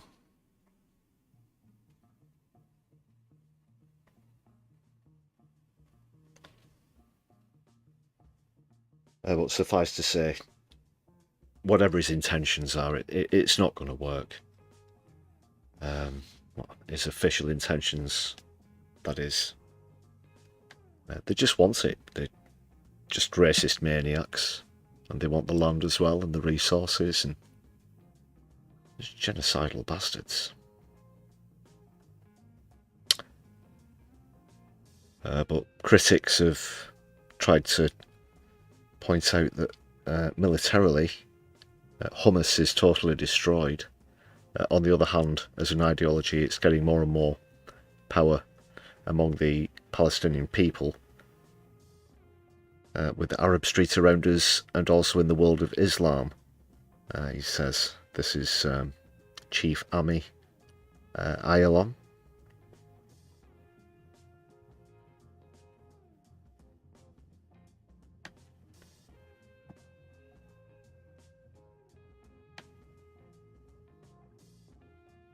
Now the thing is, whether Israel like it or not, whether the United States or the UK like it or not, they are the government.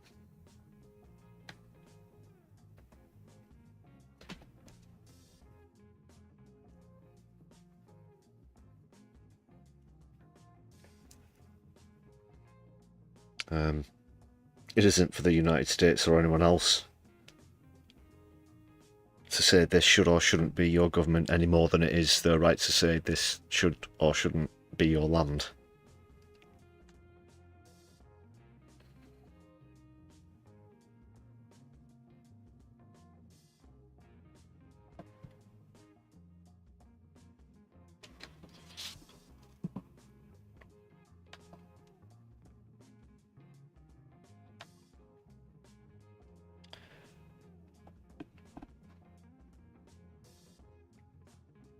There was another point I wanted to make.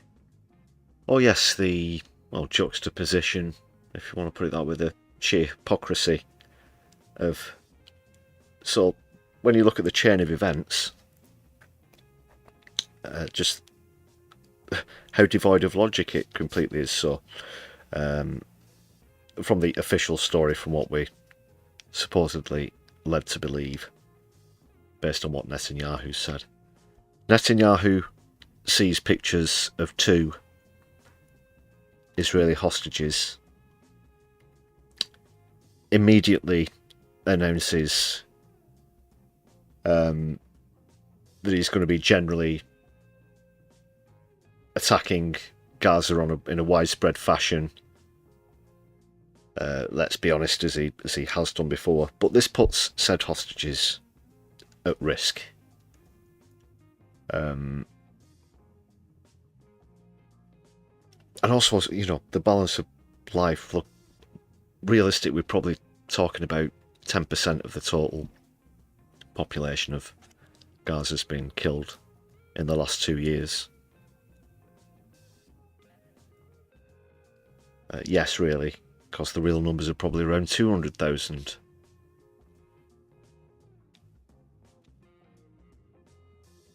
And he'd happily go even further than that and make it 2 million people based off of apparently 2 very hungry looking people who, if they are hungry because of Netanyahu and his actions again. So yeah, just brings us straight back around to every accusation being a confession, doesn't it? I won't read through all of this article, people, because if you've not seen this yet from ITV, I'm sure that quite a few viewers from the UK will have done already, but maybe some of our international viewers haven't.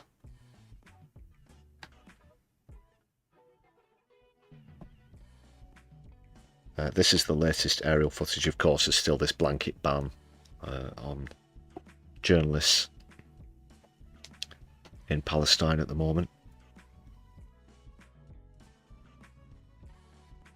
But ITV did manage to take some footage from the air as they were on board one of the planes that was dropping aid, which offers a point of view of the landscape of Gaza that's simply unbelievable. At points, you might not be certain if you're actually looking at Gaza, or perhaps footage of no man's land during World War I, or possibly even the surface of the moon. However, that will only be amplified when the report reminds us of what the very areas in the shots used to look like 2 years ago. So we'll check this out from ITV, and then I'll get into a little bit more about the protests, because there's a lot going on at the moment, people, which is good to see, obviously.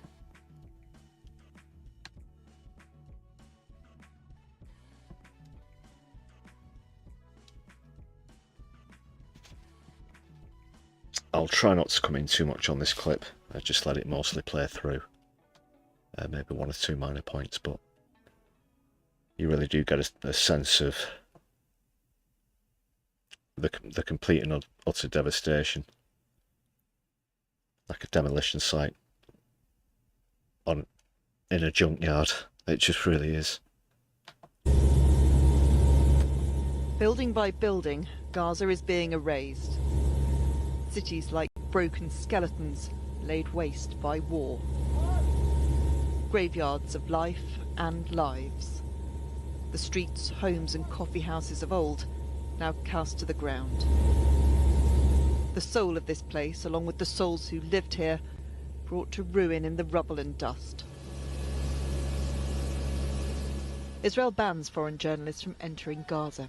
15,000 feet above is the closest we get to seeing for ourselves the consequences of the war it is waging here. When we joined an airdrop last week, Israel also tried to restrict images from above being filmed or shown. Aid being dropped from this flight is to those who are trying to survive in this hell.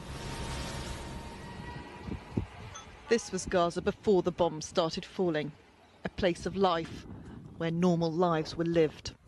There is no sign of that normality now. This is one of the explosions which destroyed Gaza, targeting the Turkish-Palestine Friendship Hospital, the only specialist cancer hospital in Gaza. Oh, excuse me, ITV. How dare you? I think you'll find... There, here.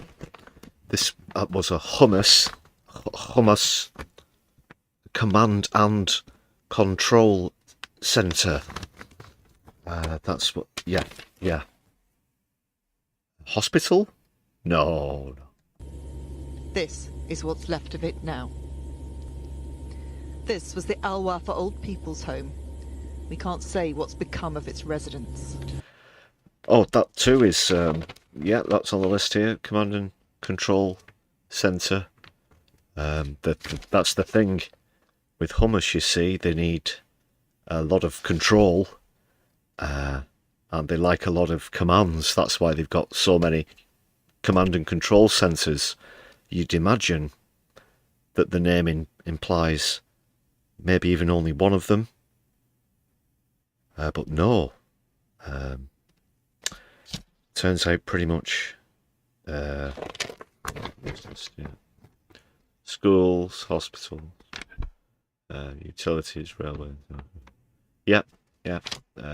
Pretty much every single building. So, yeah, there's a lot of centralised as well. It's spread out everywhere, but it's centralised with commands. This was a primary and secondary school. We can't say what became of the pupils. Many of the other ruins were homes. We can't say whether those that lived here survived or are among the 60,000 now dead. Under 200. international law, it is a war crime to target schools, hospitals, and other civilian sites. Well, have ITV actually woken up and smelled the coffee? Yeah. It was sorry, forgive me for being struck, for being lost for words, people. But that was the case legally 2 years ago. ITV, and I don't recall any, breaking news that big.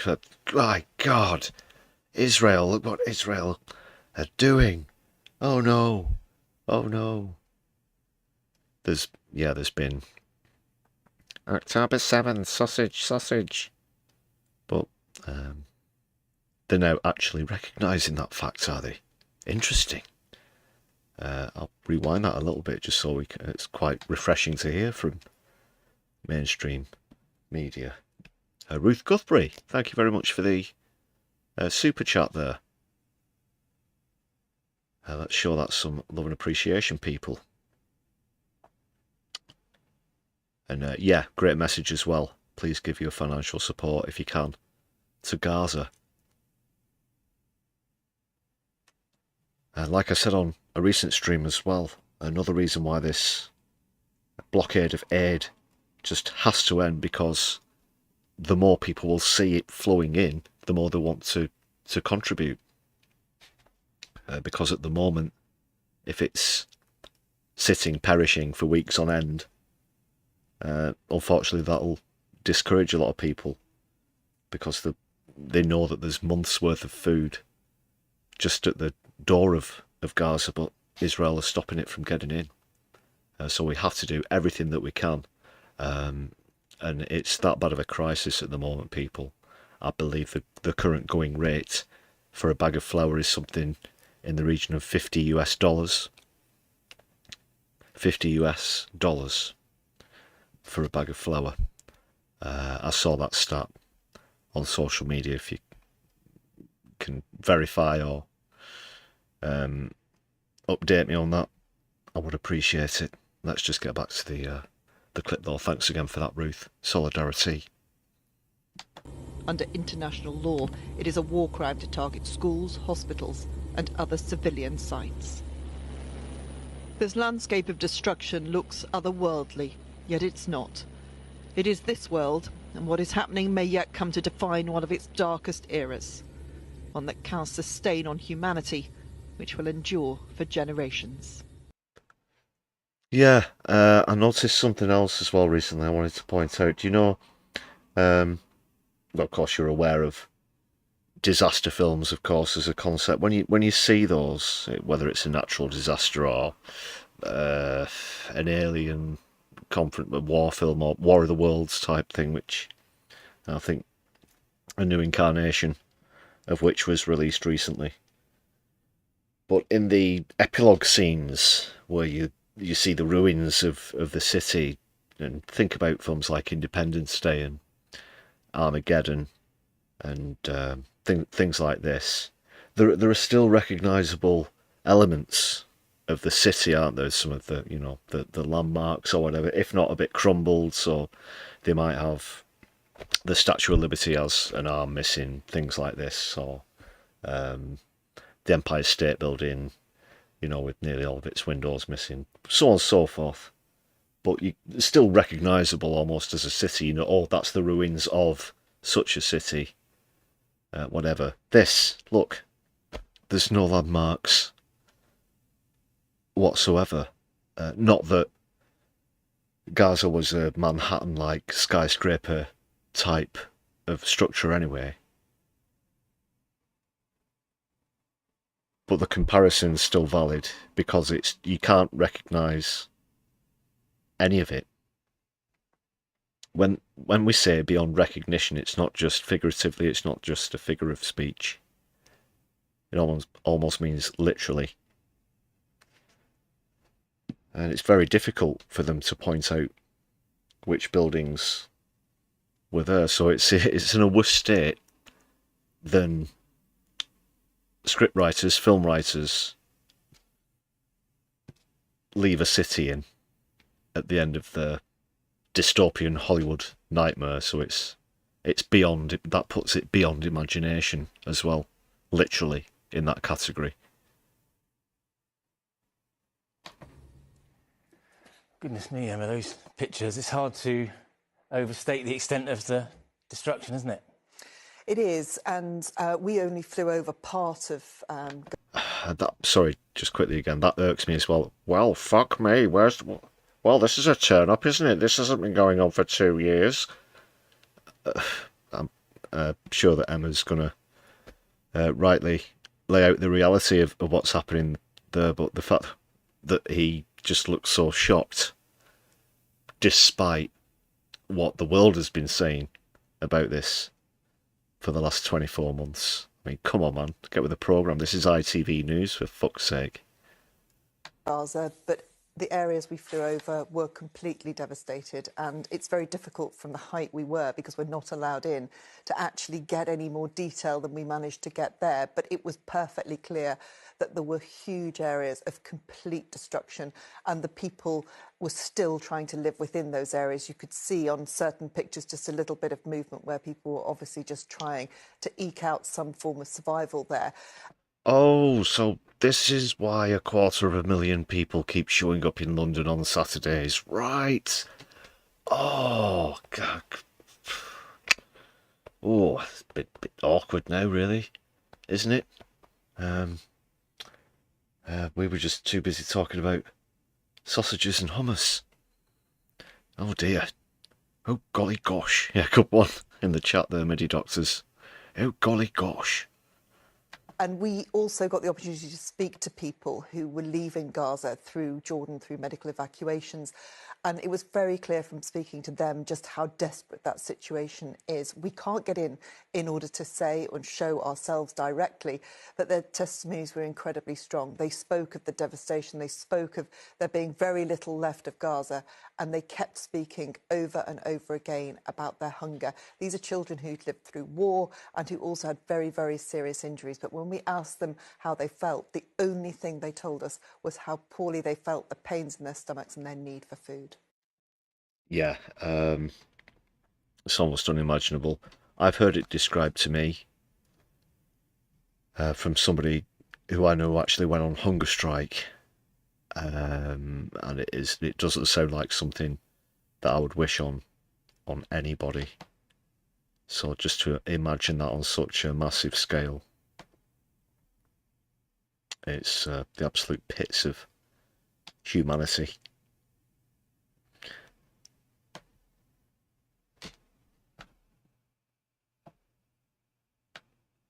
All right, people.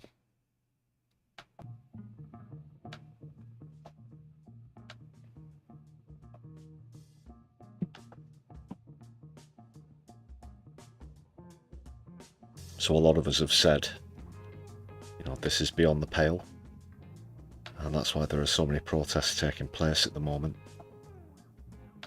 I mentioned a few of these, one of them, the siege on Labour at multiple locations which took place on Monday. I've got some footage from David Lammy's office where there was a pretty decent turnout, actually.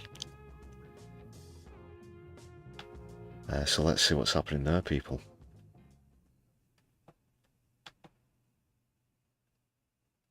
And we will just be seeing it. I've had to withhold the audio for copyright reasons, but you can see there, this is in Tottenham. That's Lammy's constituency. Lots of Palestine flags and such there again, of course. And as the Foreign Secretary, he holds a lot of responsibility. He's in the corner of the room that's been painted by himself. And Keir Starmer, as you can see, on that banner there as well.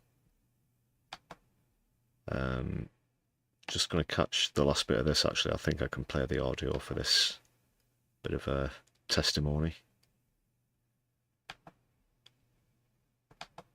If the song is... No, it isn't, sorry. I thought we could. But a good turnout. There were other protests in Birmingham and Manchester. Angela Rayner in Ashton under Line. On Monday I couldn't get to that one myself, unfortunately, people. But I will hopefully be getting out there on the streets this weekend and bringing you some exclusive footage. And more details on that to come. But as I mentioned a bit earlier in the stream, this has spilled over into the Israeli population now. This next clip's going to show a group of protesters, 6 of whom arrested as they marched on the border to call for an end to the famine and the starvation that's taking place. So that's a particularly brave action, you do have to say, to march on the border itself. Let's take a look. My name is Itamar Greenberg. I am a human rights activist at Refusnik. We are here today to march to Gaza, to try to break the siege on the Palestinian people of Gaza and stop the genocide. Shalom, Shivyon.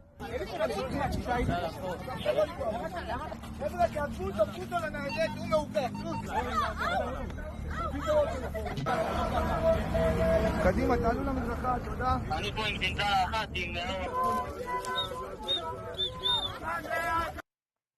Yeah, police, I'm sure, as always, just like the IDF, being particularly rough there. And these people are ashamed at what's being done in their name as citizens, as well as in their name. Heard some Jewish chanting there earlier, of course, Zionism being detached from Judaism, of course. Also, great to see regular Jewish blocs on the marches here in the UK as well, with a similar sentiment. And I think, yeah, Chris would approve of the message on the T-shirt there as well. I didn't actually notice that until just playing you that back there, if you notice. So that just adds, I guess, another layer or element to the bravery of that, given the reputation of the Israeli police and the IDF as well. So is this somewhat of a turning point, people? Is this an awakening within Israel itself? Could we see this more frequently in greater numbers? I'd like to hope so. Because by any means, whether it's by being arrested and going to an international criminal court, or having to resign first because of domestic pressure, we want to see the last of Netanyahu, one way or another. Well done.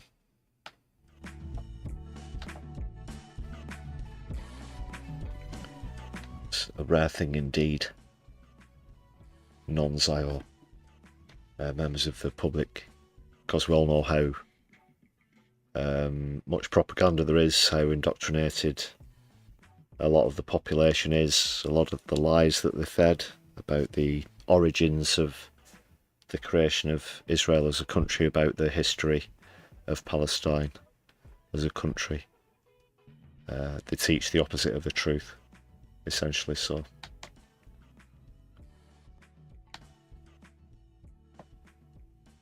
perhaps an encouraging sign.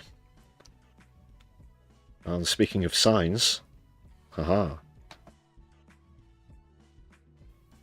signs and placards, that is.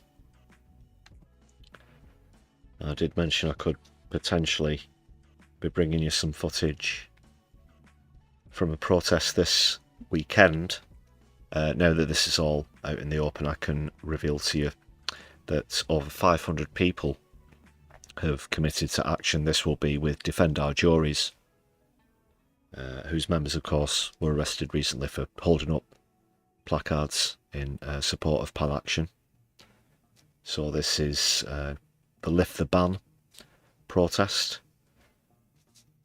But those numbers are huge. 500 people. I believe it could have actually exceeded 600 people by the time I'm coming to you. That's going to be in London this coming Saturday, August the 9th. Look up Defend Our Juries if you want to find out some more information.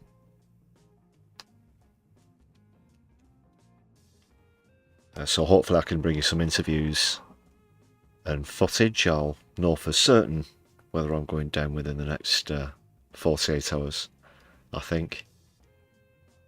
But yeah, let me know if you're planning on attending, whether you might be potentially planning on just going there to show support, whether you're curious about what's going on. Maybe you're at a protest about something else in a different part of London on that day, but let me know in the chat or in the comments if you're watching back on a replay. I was down in St. Peter's Square over the last weekend myself in the counter protest against the far right.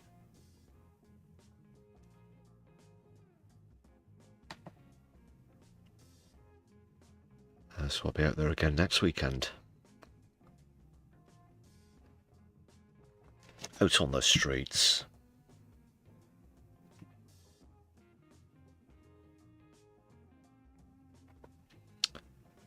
Nicola, do I know where to find videos of protesters posting posters at bus stops and other places in Westminster? and in Starmer's constituency. One moment.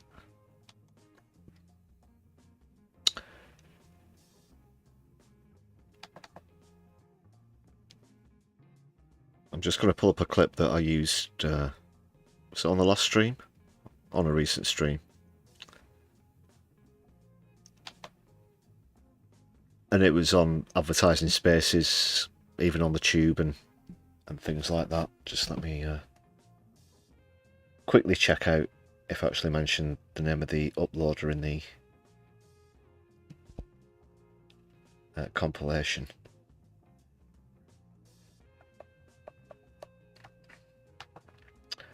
It was Greenpeace who shared it on their TikTok or Instagram, I think.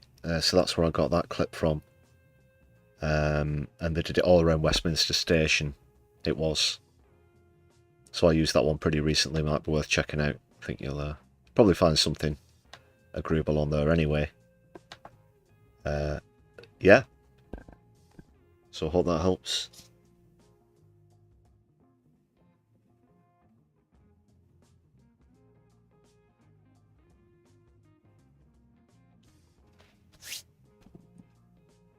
I would show that one again, but I have to move on because we've gotten past midnight now, people. Goodness me.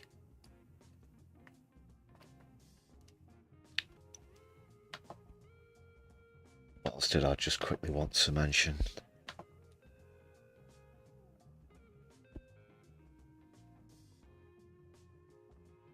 Ah, of course, the Clinton thing.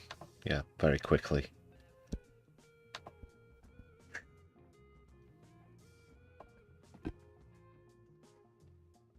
See, it's not just Trump, they're all at it. And yet he said he was so different from all of the previous presidents, didn't he? But in connection with Jeffrey Epstein and Ghislaine Maxwell, the Clintons have been subpoenaed to testify in front of Congress. Let's see what's happening there, people.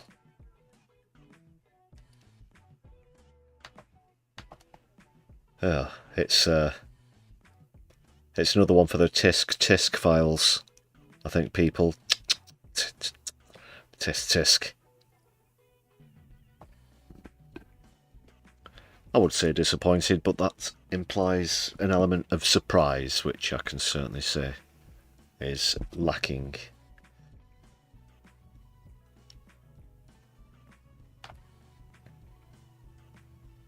So they've received summonses. Republican James Comer, chairman of the House Oversight Committee, issued the subpoenas to the Clintons and 8 other individuals. The committee is seeking information about Epstein's history after President Donald Trump's administration decided against releasing more federal files on the dead financier.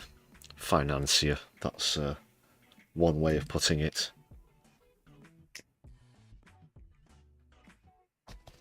I think I've got a different one right here, actually. Very suitable, I think. Did I put this in already? No, I didn't. You dirty fecker. Yeah.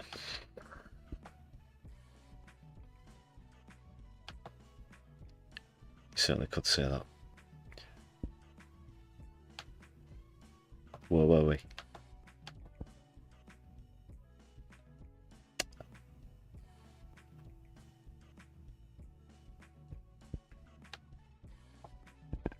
So this decision sparked outrage among Trump supporters and some Democrats who refused to accept the Justice Department's statement that there was no incriminating client list in the Epstein files. Of course there was this, release this.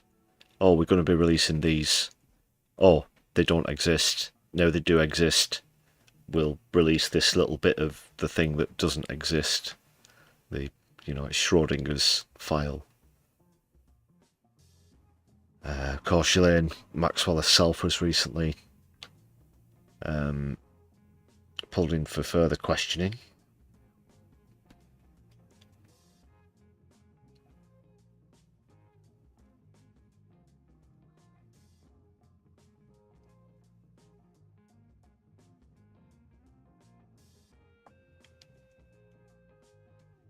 Okay, so a spokesperson has acknowledged that Clinton took 4 trips with staff to Epstein's private plane in 2002 and 2003. To his plane? We're going on a trip today, family. Oh, where we're going to the plane.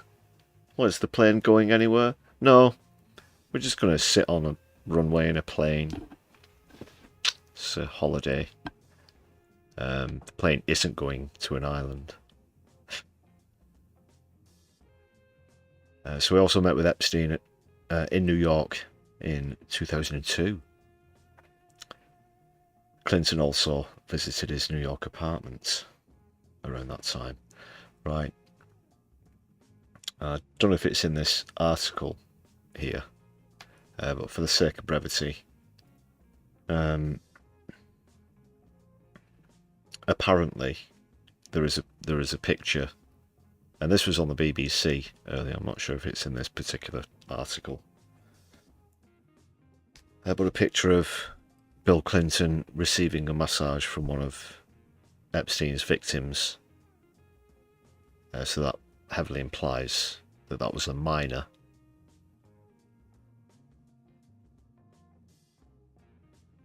Well, I guess you can put it in the "we told you so" category as well with that one. So they're both being subpoenaed.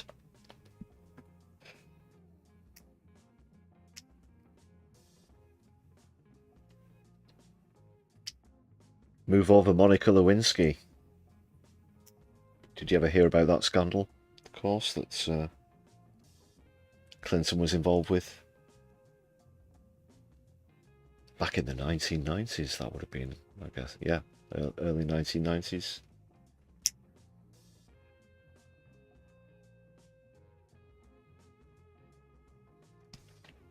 So what do you think about that, people?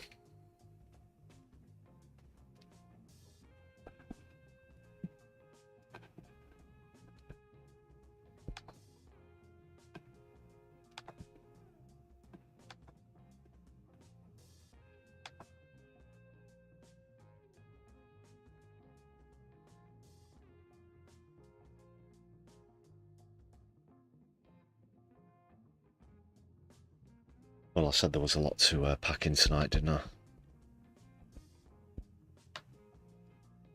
That's quite a bit of it.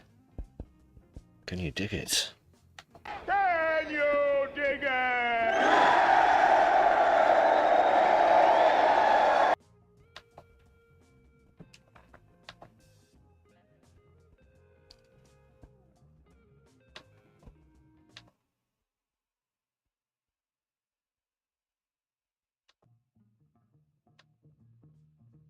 Alright, people, I'm just going to have a look for a raid as we get towards the end of the stream, but whilst I do that, I just want to give a shout out to all the members.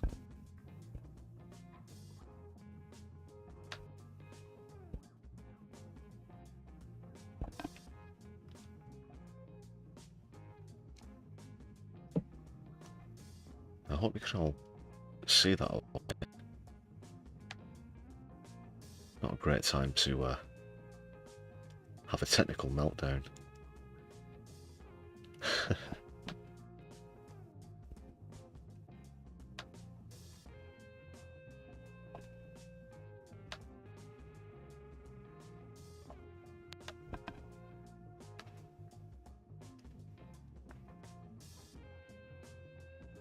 Alright, who's live?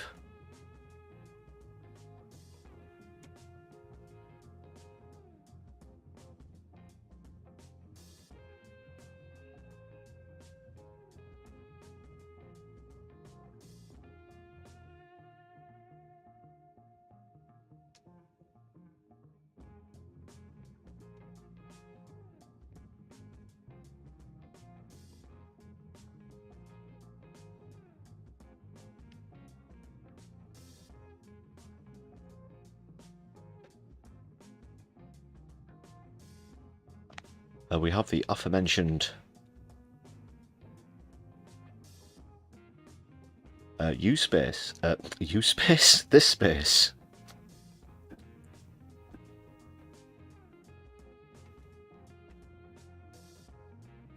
who I'm going to be raiding into.